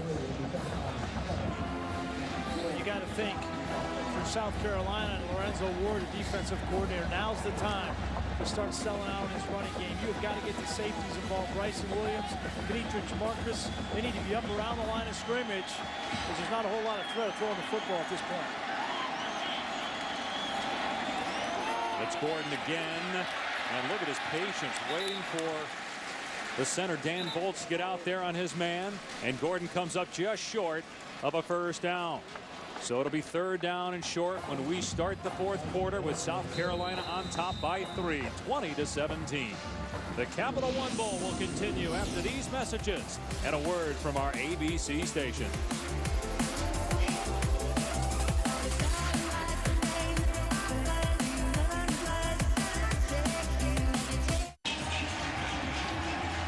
Missed field goal by Jack Russell from 42 yards. Right now the difference, South Carolina on top by 3. Let's go ahead and answer today's Aflac trivia question before we start the 4th. 2 of the last 5 players to assume the title of Mr. Irrelevant. That's the last player drafted. Justice Cunningham was the one that I was thinking because it was just this year. But Ryan Suckup, you remember that one, 2009. Huh? Well, I remember it because Broncos playing the Chiefs. You see Suckup quite a few times. So 3rd down and 1 for Wisconsin. Kurt Phillips in for an injured Joel Stavy at quarterback. Ball inside the 25 of South Carolina. The Gamecocks with 10 guys around the line of scrimmage. Here's Gordon. And Gordon appears to be short. The Dietrich Marcus on the stop. 4th down. From here, it's about a 42-yard field goal. That's where Russell missed from in the 3rd quarter. You going on 4th down? Yeah, I think based off of that miss earlier in the game by Jack Russell, the way that they've been running the football, best unit on this Wisconsin team today has been this offensive line up front. Give the ball to James White, Melvin Gordon, inside the tackles. Trust your offensive line. It is Gordon behind Derek Watt. 4th down and a yard. Again, 10 men in the box for South Carolina. And it's Gordon, and he will not make it. Sherrod Golightly was there first for South Carolina. A great stand by the Gamecocks.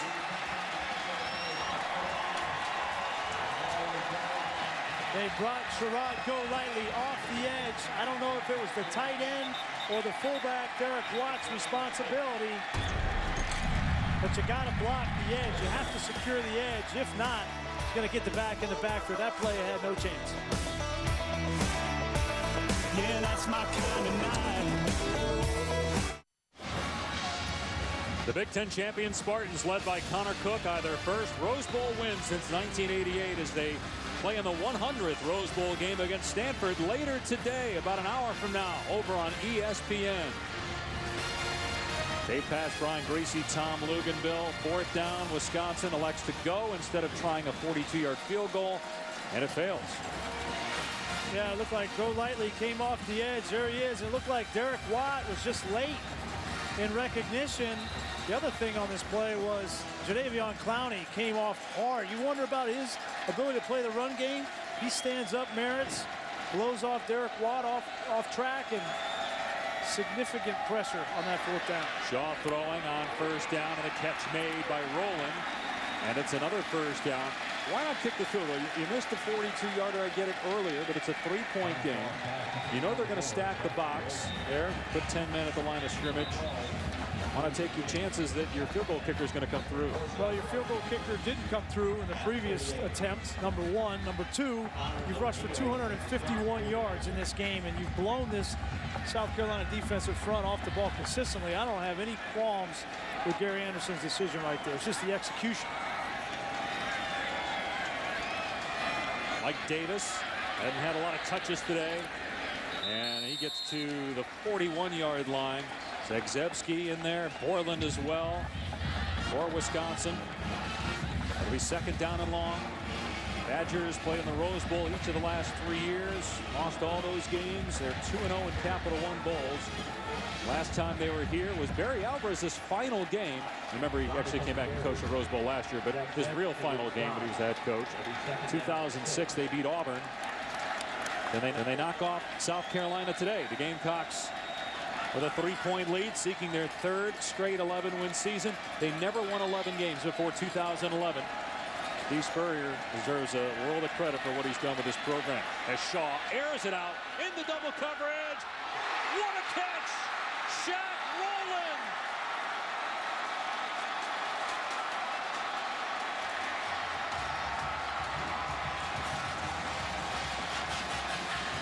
Hello! Great concentration by Shaq Rowland. Dave Aranda, the defensive coordinator for Wisconsin, told us his worst nightmare is when teams just throw the ball up down the field. That's how Allen Robinson had over 100 yards receiving from Penn State, and that's exactly the scenario that Rowland had in that play. 49 yards there. You saw acrobatic catches by Ellington on the last drive. Now back to the ground, and Davis stood up at the 8. It'll be 2nd and goal from there. Ethan Armstrong on the hit. Wisconsin just doesn't have that ball hawk in the secondary. Sojourn Shelton is their closest guy, but he's a true freshman. He's 5'9". That was Caputo, who's going to be a good player. He's 6'1", but he's just a sophomore. He's more of a run support guy. Neither one of them play the football, and Shaq Rowland goes up and makes a great play. You have to wonder, too, how important Wisconsin getting a stop is to go down 10 with a backup quarterback. You don't even know if he can complete passes. Thrown only 2 all year. Trying to lead your team from 10 down. An important sequence here for Wisconsin's D. Option, Shaw pitching late, Davis, and he's inside the 5. Armstrong again on the stop. 3rd and goal from the 4 coming up.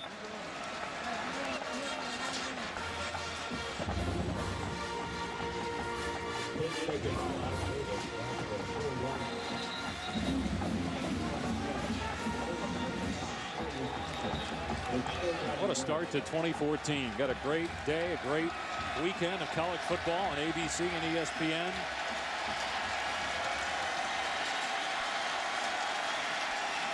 Third and goal. Play action. Shaw lobbing it. Got him in. Touchdown, South Carolina. Jarrell Adams. And it's a 9-point Gamecocks lead.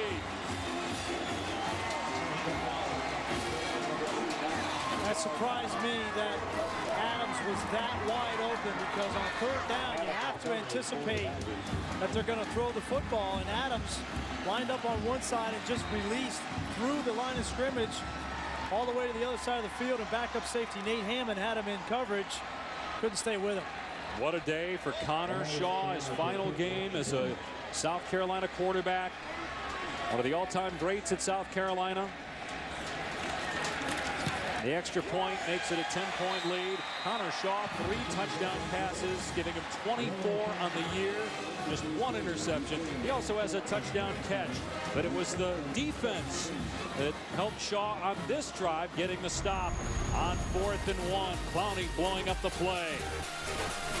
And it's a 10-point South Carolina lead as you're watching the 2014 Capital One Bowl.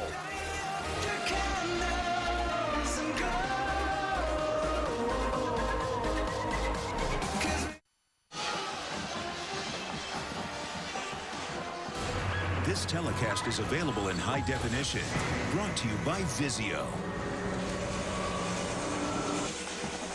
South Carolina fans, the Gamecocks kick off the 2014 regular season at home against Texas A&M exclusively on the SEC Network.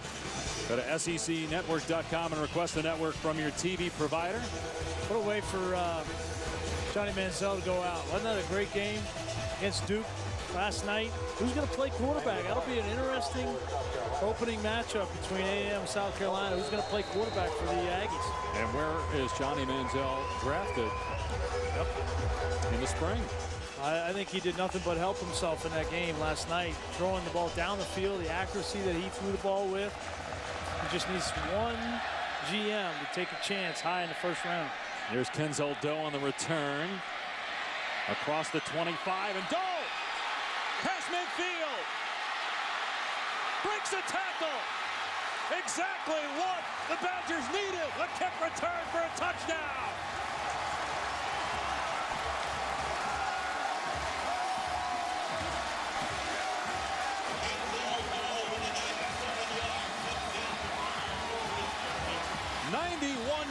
Kickoff return for a touchdown, and Wisconsin is right back in it.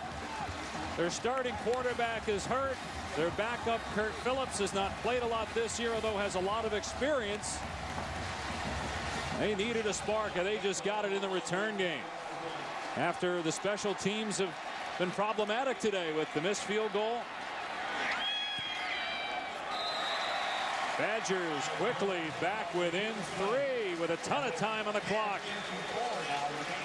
There may not be a whole lot of speed on this Wisconsin team outside of the running back position, but plenty of speed from Kenzel Doe. A few blocks, springing to the second level, and the stiff arm tiptoes into the end zone. Yeah, that's my kind of night.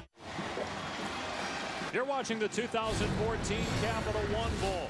A thrilling game here in Orlando. South Carolina's lead cut to 3 on a kick return for a score by Wisconsin. That was great design. We don't often talk about the design of kickoff return blocking, but what they're going to do is they're going to double team number 3 right there. He's the man responsible for the lane that Doe is going to run through. Great design. You kick him out, and where does Doe go? Right in that lane. Great design by Wisconsin, who identifies the way that South Carolina likes to cover kicks and kicks out number 3 with the double team. Last kickoff return for a touchdown for Wisconsin, 2010. Gilreath against Ohio State. Doe, a 91-yard return to pull the Badgers within 3, and now Endicott will kick off. Pharaoh Cooper, a dangerous return man for South Carolina.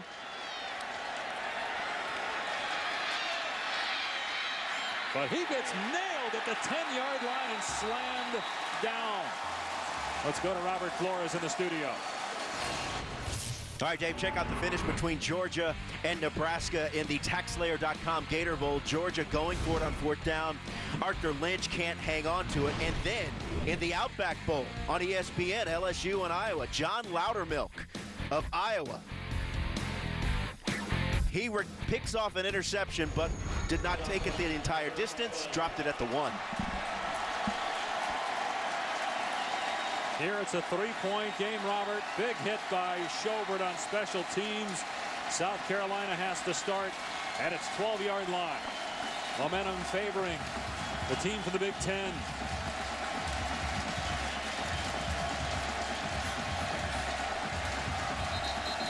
Worst starting field position of the day.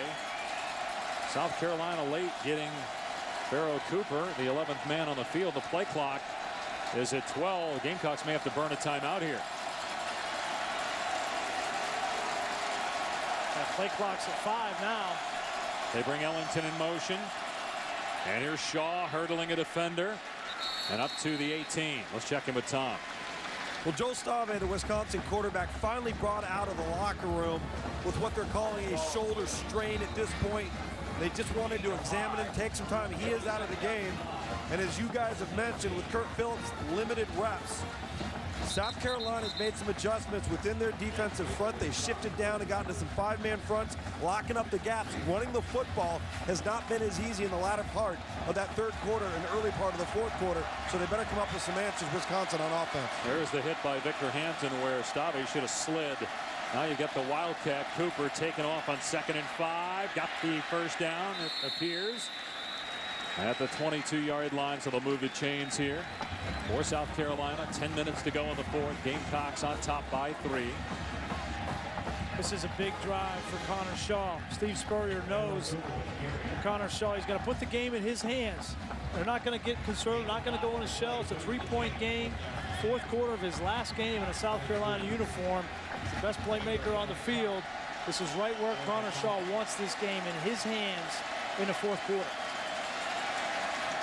See what kind of looks we get from Wisconsin's defense as well. They've been trying to disguise and confuse Connor Shaw, who's going to go deep. Single coverage down the sideline, and the pass is on the money to roll it. Great throw by Connor Shaw to the 44 of Wisconsin. What a dive from Connor Shaw. That ball could not have been thrown better. Right foot clearly in bounds. That was tight coverage. Sojourn Shelton was in good position. Plenty of speed to run with Shaq Rowland. You just can't defend the perfect pass. And that's exactly what Connor Shaw put on Shaq Rowland. And a good move, too, on the sideline to avoid the bench. 33-yard catch. And South Carolina is back in Wisconsin territory. Rowland suspended 3 games earlier in the season for a violation of university policy. They needed him today with the injury to Demir Bird. Shaw finds Shamir Jeffrey, and he gets knocked down. Michael Caputo, one of the most improved players on this Wisconsin defense, made the play. 2nd down and long. Orland was there too.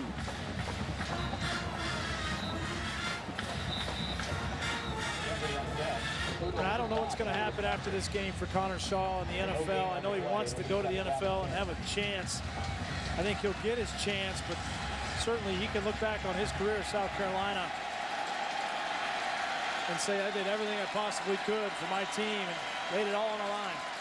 Shaw to throw again, steps up to run. He's got Green in front of him, heads for the sideline, and great footwork to get the first down. Think about it, Connor Shaw has never lost at home. And over the years, Steve Spurrier, as there's an injured Badger, Steve Spurrier, there'd be times where he would pull quarterbacks in the middle of drives, but there's a trust with Connor Shaw. It's hard to start 32 games for Steve Spurrier, and it's hard to win 26, maybe 27 of those 32. But Shaw has done that. Back in a moment.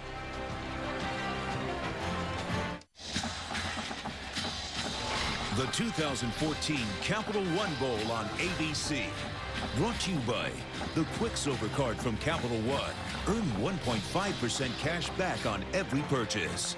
Allstate Insurance, proud supporters of college football. Are you in good hands? And Nissan, premier partner of the Heisman Trophy. Some terrific offensive plays in the first game of 2014. Tonight should see some good offense as well as Bryce Petty battles Blake Bortles, Baylor, and Central Florida. And the Tostitos Fiesta Bowl at 8:30 Eastern on ESPN. Of course, the Rose Bowl on ESPN. Stanford, Michigan State in about 45 minutes. Here, South Carolina clinging to a 3-point lead. Connor Shaw today 7 completions, of 20 yards or longer. Almost a perfect game for him. 3 passing touchdowns, a touchdown catch. He'll hand it off here. Davis is loose in the secondary. To the 20-yard line, a 14-yard run. Just when you start worrying about Connor Shaw, you're going to get the inside zone to Mike Davis. They have 2 guys on the outside. Caputo, the safety number 7, worried about the perimeter run with Connor Shaw, and Mike Davis, the sledgehammer inside. Difficult to stop.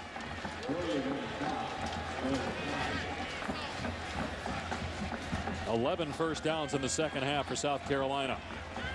You know, we might be in this game watching 2 of the Heisman front runners going into 2014. Mike Davis will certainly be in the conversation if he can stay healthy, and Melvin Gordon on the other side for Wisconsin.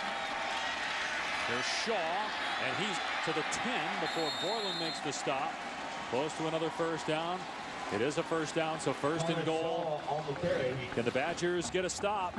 Take a look at Mike Davis right here. He's going to get the fake, but then he's not going to get it. He's also going to get a block that's going to free Connor Shaw. Unselfish nature of Mike Davis right there. You get that block on Tanner McAvoy. That's how you get +1s on offense. Is you have players that go beyond just the call of duty to carry out my fake. I'm actually going to get a block too. 8th play of the drive that started at their 12-yard line. And in 4 minutes, they're at the Wisconsin 10, first and goal. And here's the handoff to Davis. Stretching for the goal line. No, he's just short. It'll be second and goal on the 1. And Davis hurt again. Boy, you get the feeling, at least I don't know about you, watching this game, that Mike Davis was not 100%. He looks like he's in a lot of pain. Well, he was shaken up in November and fought their injury. We saw him get banged up a couple times today. And boy, we were there for the Marcus Lattimore injury when South Carolina lost its heart and soul last year. Well, he went down, and there were guys on the back of his legs. And you always wonder about the ankles. Take a look at his right leg. And got rolled up on there by Beagle. Landish was there too for Wisconsin. And you hope in these situations, obviously you don't think that he's going to be back in this game, but you hope in these situations that this isn't a break but just a sprain. But clearly that right ankle got rolled up on. Such an outstanding talent and such a great kid who burst onto the scene. Really, we didn't know anything about Mike Davis coming into this football season. And as you said, through the first 8 or 9 games of the year, he was the best back in the SEC, hands down. I'm going to shake it off. He might be back in this game. Has to sit for at least 1 play because of the injury. Brandon Wilds will replace him. We'll see if Davis can return. Got stepped on in the first half, was out for the remainder of the half, but came back early in the second half. And you saw Chris Borland, the linebacker for Wisconsin, come up and give him a pat on the back. Great sportsmanship from the middle linebacker. He's that kind of guy you want to have on your team. He's going to hit you as hard as he possibly can in the hole, but he's going to help you up after he knocks you down. Can he make a play here? For Wisconsin to go down 10, you can't keep relying on kick return at some point. Got to get a stop. Keep it a 1-possession game as we near 6.5 to go. Connor Shaw, quarterback sneak. Borland did make a play. He got Shaw from behind, wrapped him around. The ball may have come out as well. Hard to tell, though, in that pile whether it came out. Wisconsin's got the ball. Bo Allen has it in his hands, but they're saying third down. They're saying third down, so no fumble. And again, it's almost impossible to really review this in the middle of the field. The linesman came in shaking his head, saying no fumble. Look at Borland go over the top. He was anticipating that quarterback sneak. It looked like right here when he goes to extend the ball. Was he in? Did he get the ball across? Or was forward progress ruled stop before he stretched it out? So they're going to look at this here to see if he got in. And let's go ahead and check in with Mark Perlman, who's with us in the booth, Pac-12 line of scrimmage supervisor. Is that a touchdown? Did he get the ball across that time? Yes, that last shot they showed. The ball clearly was in there when he stretched it out, and then they ripped it out of his hands. And forward progress was not stopped in that situation. Correct. That's interesting because the linesman came in and he did not signal touchdown, but he did not signal fumble. If he felt like that ball didn't get across the line, the goal line, he should have ruled it a fumble. But I think, you know, you're right. When you come back on review here. And there, he's across there. Yeah. That's a touchdown there. And like you alluded to earlier, it's very difficult to see in that big mess on the angles. That would be his 5th touchdown that he's accounted for today. 3 passing touchdowns, a touchdown catch, and now a rushing touchdown. Ruling on the field is that he's down, so it has to be indisputable video evidence to overturn that. But it looks like that's a touchdown. Yes.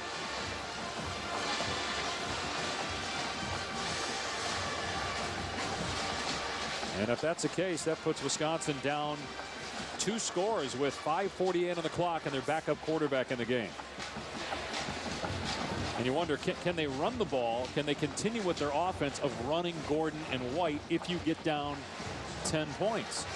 Or do you have to say, Kurt Phillips, you know, I know you've thrown only a couple passes, but hey, you're going to have to go out and sling it.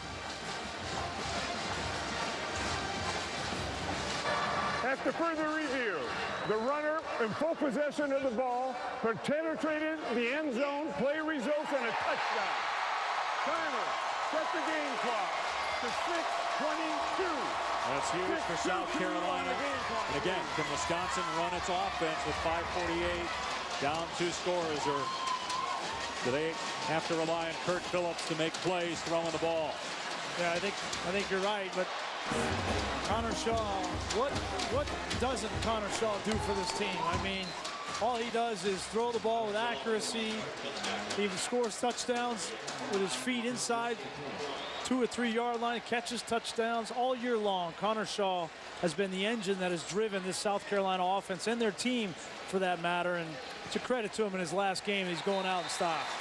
The 10-point South Carolina lead.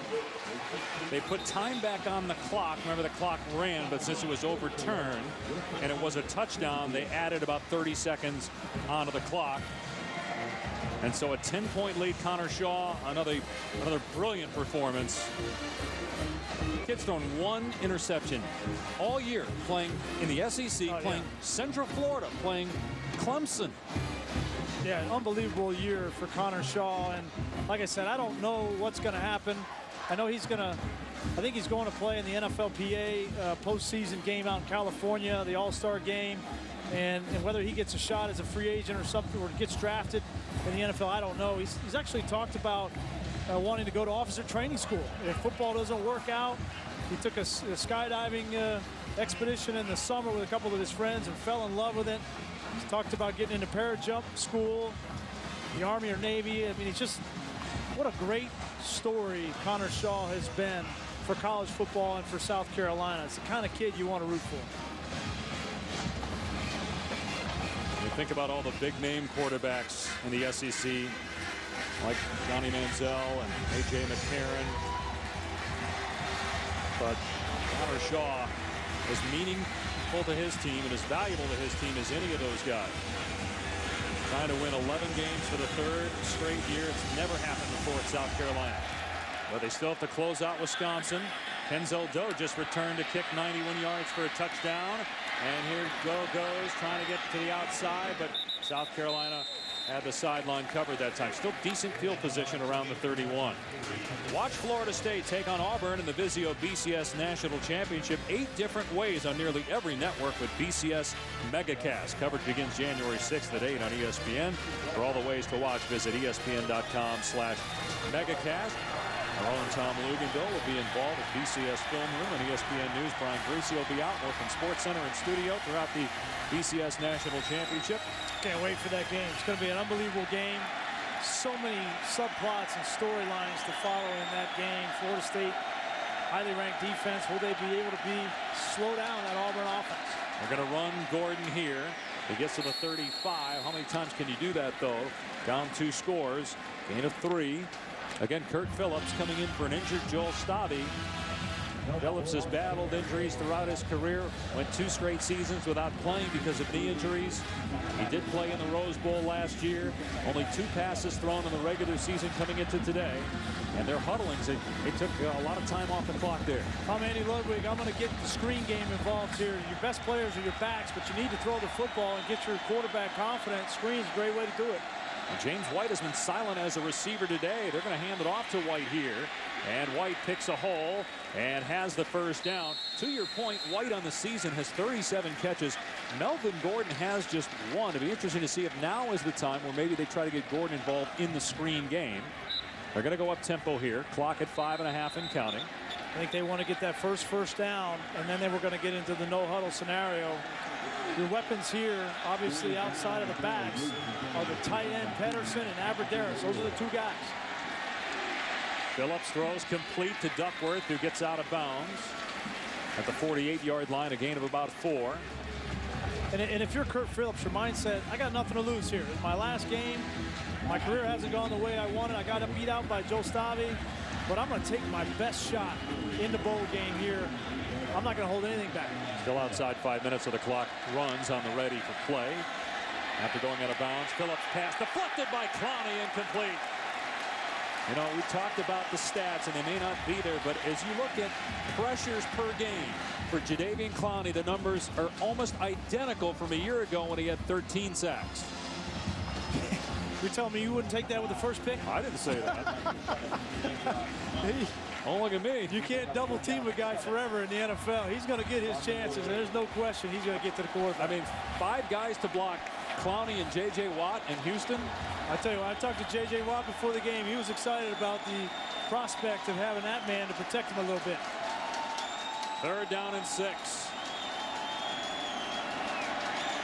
Phillips dumps it off. Here's White out in space, and a nice play by Sky Moore. He's short of the first down, White, but Wisconsin in a situation where it has to go. At least they're in a manageable 4th down situation. Remember, they went for it on 4th down and 1 earlier in this quarter at the 25-yard line and did not pick it up.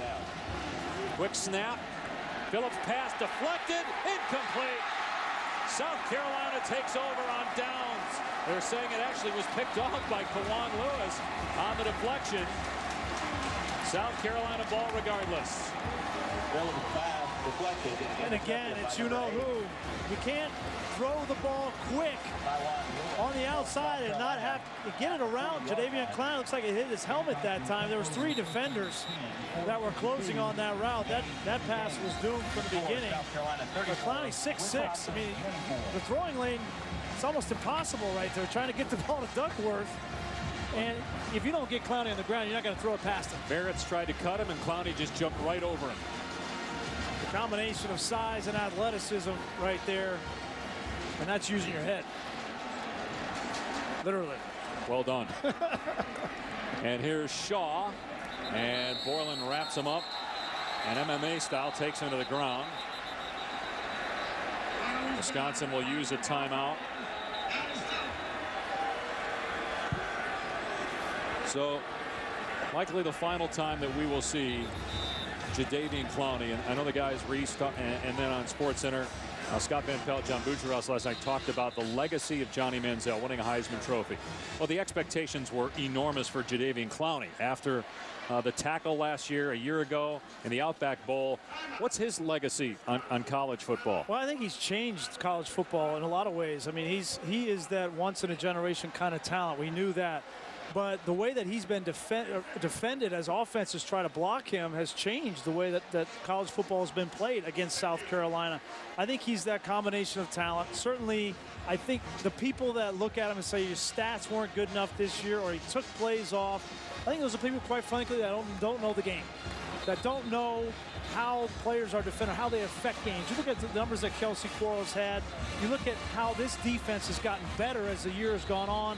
They lost 4 starting linebackers from ago, and those guys needed time to get brought up to speed.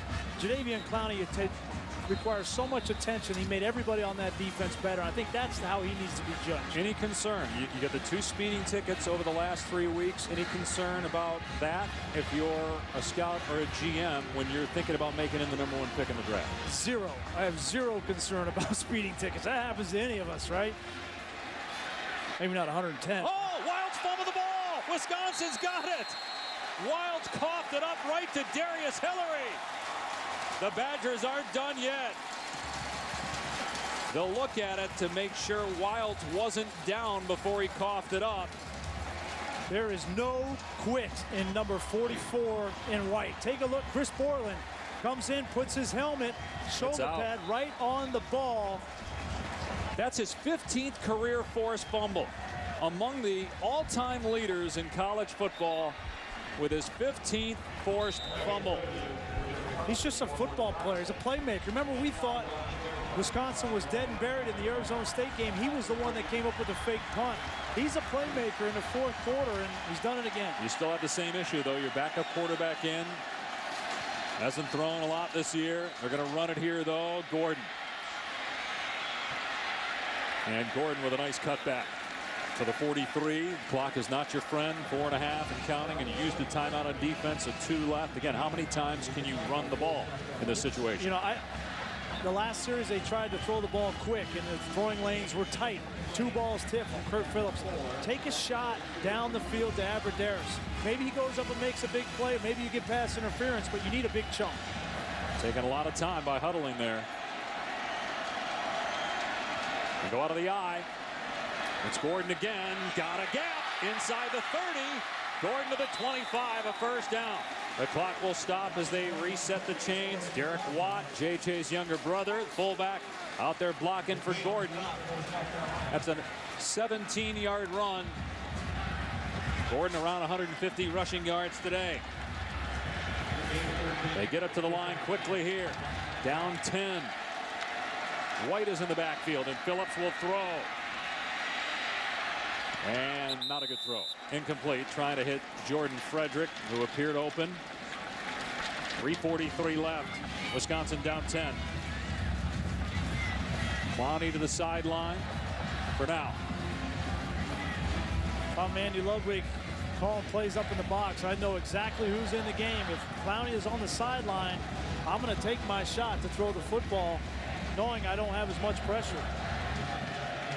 Clowney was injured in the first half, but came back, suffered a stinger. I don't know if he's just getting a rest here, though. 2nd down and 10. Phillips to the air. Has time. This time he delivers a strike to Aberderis right at the first down marker. They're going to spot him just short. It's 3rd down. 3.5 to go. Wisconsin going up tempo. 3rd and short, but you still have the inside run game here to James White. Doesn't get it. He's still going for it on 4th down. Clowney not in the game, but they'll throw on 3rd down and short. Phillips, end zone, it's intercepted. Picked off Sky Moore. That's his 2nd interception of the game.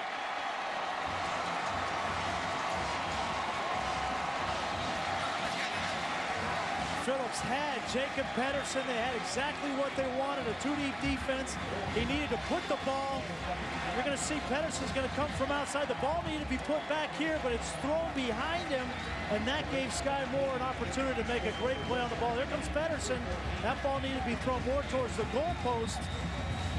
It was thrown behind him, and Moore makes a very athletic play to seal the game for South Carolina. You also had the check down White open to get the first down at 3rd and 1. And it's difficult as a backup quarterback. Sure. You don't have these reps. Sure. You don't have the timing.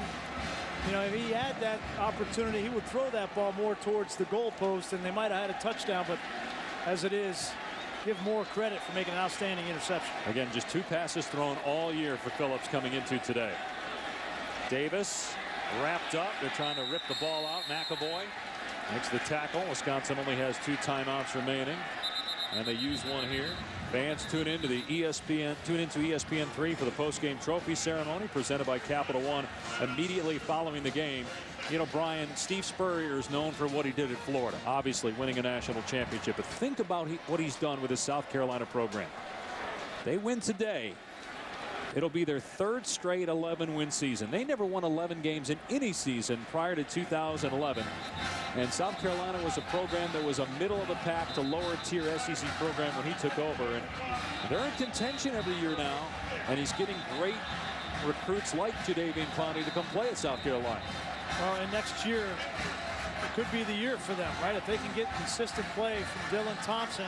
We were talking with Coach Spurrier after the graduation of Connor Shaw. It'll be Dylan Thompson's team, and he's going to have a stacked offense.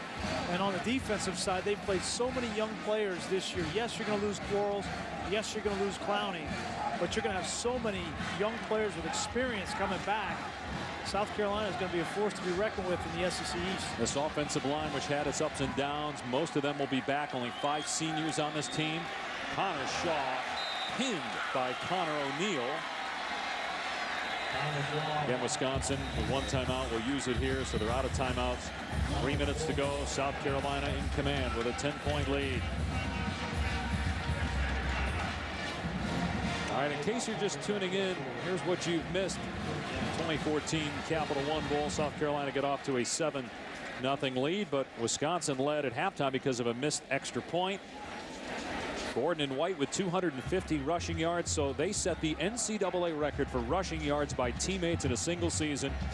Clowney made his presence felt, but Connor Shaw 5 total touchdowns, including 3 through the air, and he caught one. No surprise, the efficient game that Connor Shaw had today. He's been doing it all year. 22 out of 25, over 300 yards. And an appropriate way for Connor Shaw to go out. Got a little love from his head coach with this reverse pass. Scored a touchdown, threw 3 of them, ran for 2 of them. Outstanding season, outstanding career for Connor Shaw at South Carolina. Results in a touchdown. And remember, Brian, going forward, no BCS. The rules change. The rules are unknown. A playoff committee is going to come up with the 4 best teams, and there's nothing to say that they won't pick 4 SEC teams. And South Carolina probably this year would have been left out because it looks like there's a clear-cut 5 or 6 teams ahead of them. But they're the only school to be 2 teams playing in BCS bowl games. As Shaw keeps here and takes another shot at the 16-yard line. Well, and you think about the 2 games that they lost. I mean, obviously the game against Tennessee, a hiccup on the schedule. If not for a great catch by Marquez North, the wide receiver from Tennessee, they win that game. And they played Georgia before they had all the injuries, and that was a back and forth game. They end up losing 41-30. But South Carolina, there's no question, is playing some very good football at the end of the year. They dismantled Clemson. There's no question about it. And the perception of the Big Ten with the playoff committee going forward. How will that impact a school like Michigan State, Ohio State, Wisconsin in 2014? Style of play. We talked with Gary Anderson about needing to do some things differently as Wisconsin comes after the punt, almost gets there. And the fair catch made around midfield with 2:10 left. Wisconsin down 10 out of timeouts. But Anderson told us, look, we've got to adjust. We've got to change some things if we're going to compete in the Big Ten consistently. Yeah, and I think I give Gary Anderson a lot of credit. He came in, difficult situation. Obviously, the athletic director is the former head coach, and their relationship has grown. Gary Anderson is respected by everybody on this team and in Madison. And I think he has now the footing to start to make some of these changes. Traditional Wisconsin football, the proof is in the pudding. It's not been working on January 1. The last 4 years, they've lost. So now Gary Anderson has kind of that footing to start making some changes. He wants a mobile quarterback. He wants an aggressive defense. Those are things that they haven't had in the past outside of Russell Wilson. He wants to get back to that.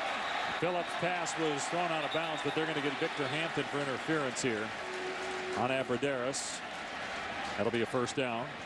Wisconsin needs a touchdown. They needs to get the onside kick.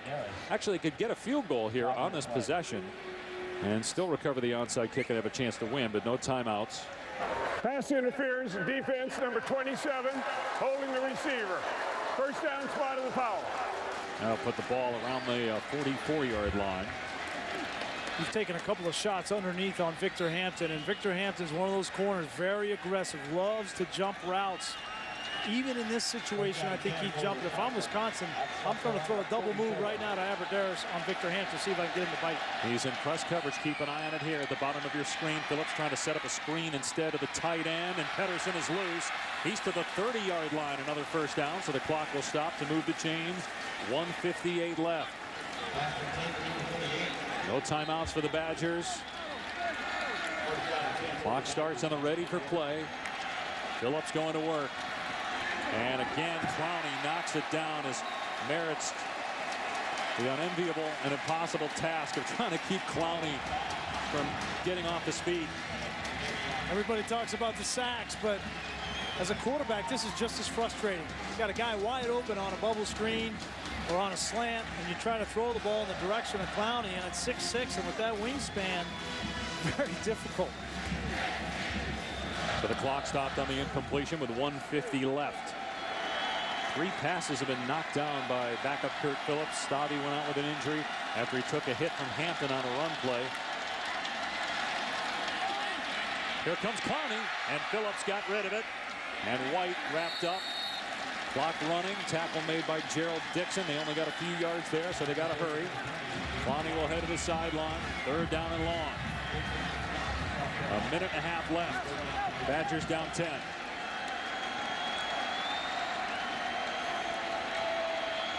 Everybody covered. Phillips trying to buy time. He'll take off. He did not head out of bounds, but he did get the first down, so that'll stop the clock momentarily with 1:17 remaining. Great effort from Kurt Phillips. Nobody open downfield. He knows he's got to get a first down and gets it.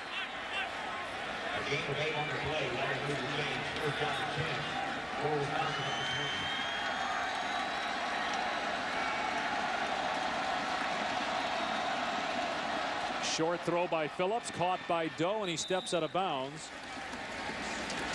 This is where Wisconsin struggles because they don't have the depth at wide receiver. So in the 2-minute drill, they can't substitute wide receivers. So Aberderis is blown right now. He can't run a double move down the field because he's run 6 routes in a row. They got no substitution. You're down 10, so again, a field goal is still an option here. You have to get an onside kick no matter what. You have to get a score on this possession. You need time left on the clock. So we'll see here if Gary Anderson, if they get inside of a minute, if he elects to kick a field goal on 3rd down. Here comes Gordon in motion. Phillips throws to Aberderis. Here's a pitch to Gordon. He fumbled the ball. South Carolina's got it. Kawan Lewis with the recovery. They tried a little trickery, and Gordon put it on the ground. That's his first career lost fumble. Well, I love the design of the play. It didn't look like he was going to get much more yardage. Ball was a little bit behind him. South Carolina played it very well on the defensive side. But give credit to this South Carolina defense. They were gashed in the first half. They make the stop when they need it. Not a great pitch, but you got to secure that there. Try to get out of bounds. South Carolina now can just get in victory formation, and the Gamecocks will win it. It'll be their 11th victory. They'll finish the season 11-2. Wisconsin will drop its 2nd straight game, fall to 9-4.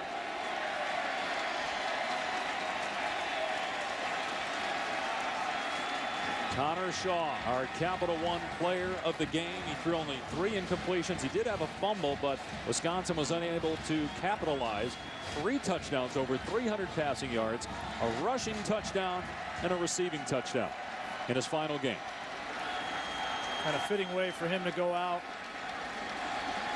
Jadeveon Clowney getting a lot of love from his teammates. They understand it's his last game in all likelihood. And that's it. See you in the NFL, number 7. And here comes the Spurrier Gatorade bath. He knew it was coming. Oh, he put on a jacket.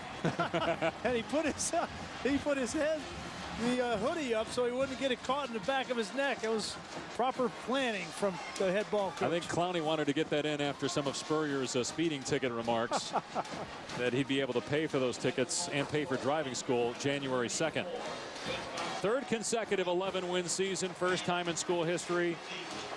A great year for the Gamecocks and Steve Spurrier. And Spurrier standing by with Tom down on the field. Coach, 3 consecutive 11-win seasons. It's got to be exciting for you and this program. I tell you what, our guys played well in the fourth quarter. Gave up that kickoff return, but our offense, Connor Shaw and Bruce Ellington, and then we finally got Mike Davis a few yards, and our defense was sensational. We've been good in the fourth quarter. That's how we won 11. Connor Shaw, a remarkable year and a remarkable career. How does he stack up in your eyes with some of the greats you've coached? Well, he's the best running quarterback I guess I've ever coached, and he certainly can throw it too. And I think all the NFL guys saw how he can pass the ball. So he's got a future up there. All right, Coach. Hey, good luck and go enjoy it. Thank you, Loogie. All right, Loogie. And Steve Spurrier happy after another win of the Capital One Bowl. Hey, Jadeveon Clowney with Tom. Go ahead. Jadeveon Clowney, a great bowl win, a season that you got to be proud of. How do you feel like this season went for you? I mean, it's been great, man. Just been out here with a good group of guys, and we put everything into this from the summer. And we're just out here working, man, trying to be a great football team together. I miss everything about Carolina, man. I love everybody here. So this is your last year in a Carolina uniform? Yes, sir. You're declaring for the NFL draft? Yes, sir. Good luck to you. Thank you, man. Take care. So, no suspense. Jadeveon Clowney had made his mind up already. He's going to the NFL. We'll see if he's the #1 pick. J.J. Watt, brother Derek, plays for Wisconsin, was in attendance today. Will they be teammates next year? One thing's for sure, South Carolina, an 11-win team, 3rd straight year. That's never happened in school history. They won 15 in a row against non-conference teams. They win the Capital One Bowl for the 2nd time in 3 years. They beat Wisconsin behind a 5-touchdown performance, 3 different ways that Connor Shaw scored. A 10-point win over Wisconsin. Back with a trophy presentation. South Carolina wins the Capital One Bowl.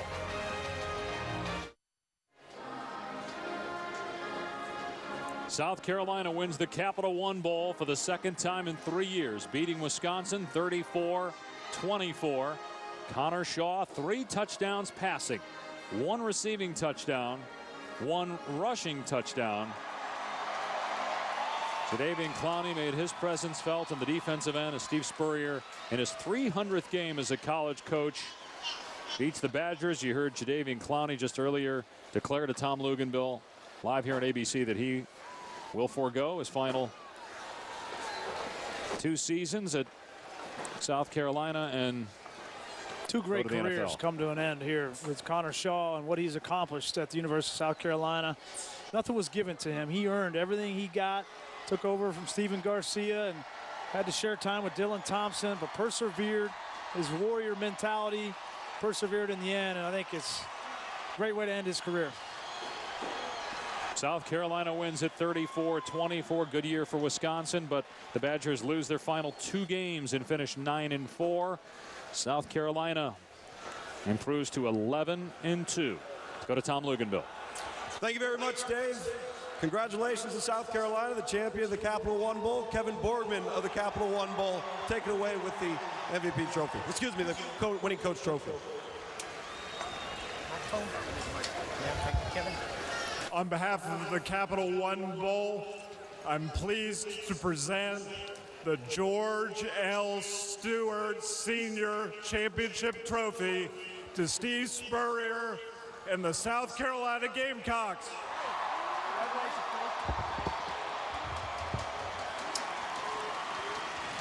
Okay. Thank you very much. Thanks to all you Gamecocks for coming down here. You were the difference. Big difference. Hey, these 2 Capital One Bowls in a row are pretty nice, but that state championship ain't bad either.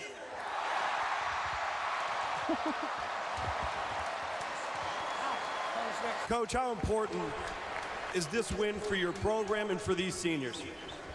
Well, we don't have a lot of seniors, but Connor Shaw and all the guys, we got 3 that are going to be leaving early. But to win 11 3 years in a row, that is something. Not many teams in the nation have done that, and really proud of them. They deserve it.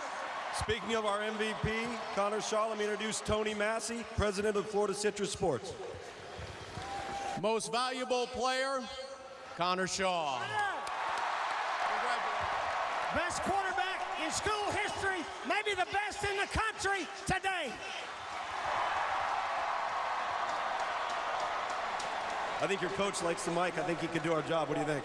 I think you'd do a pretty good job with that. 5 touchdowns today, 3 through the air. You caught one, you ran one. How special has this career at South Carolina been for you? Man, it's such an emotional moment right now in my career. I couldn't imagine a better way to go out, though. I'm so proud of this program. My boys! When it comes to your career at South Carolina, how do you want to be remembered? Like this, and the toughest quarterback and the most winning quarterback. I couldn't imagine a better career here. Congratulations. Go enjoy it with your Gamecock teammates. Thank you very much. The champions of the Capital One Bowl 2014, South Carolina. Connor Shaw fought through injuries. A shoulder injury against UCF here in Orlando, but he played next week against Kentucky. His career is over. Jadeveon Clowney will forgo his final season at South Carolina to go to the NFL. South Carolina beats Wisconsin 34-24. We'll have more from the Capital One Bowl. But right now, let's go to the studio and check in with Robert Flores.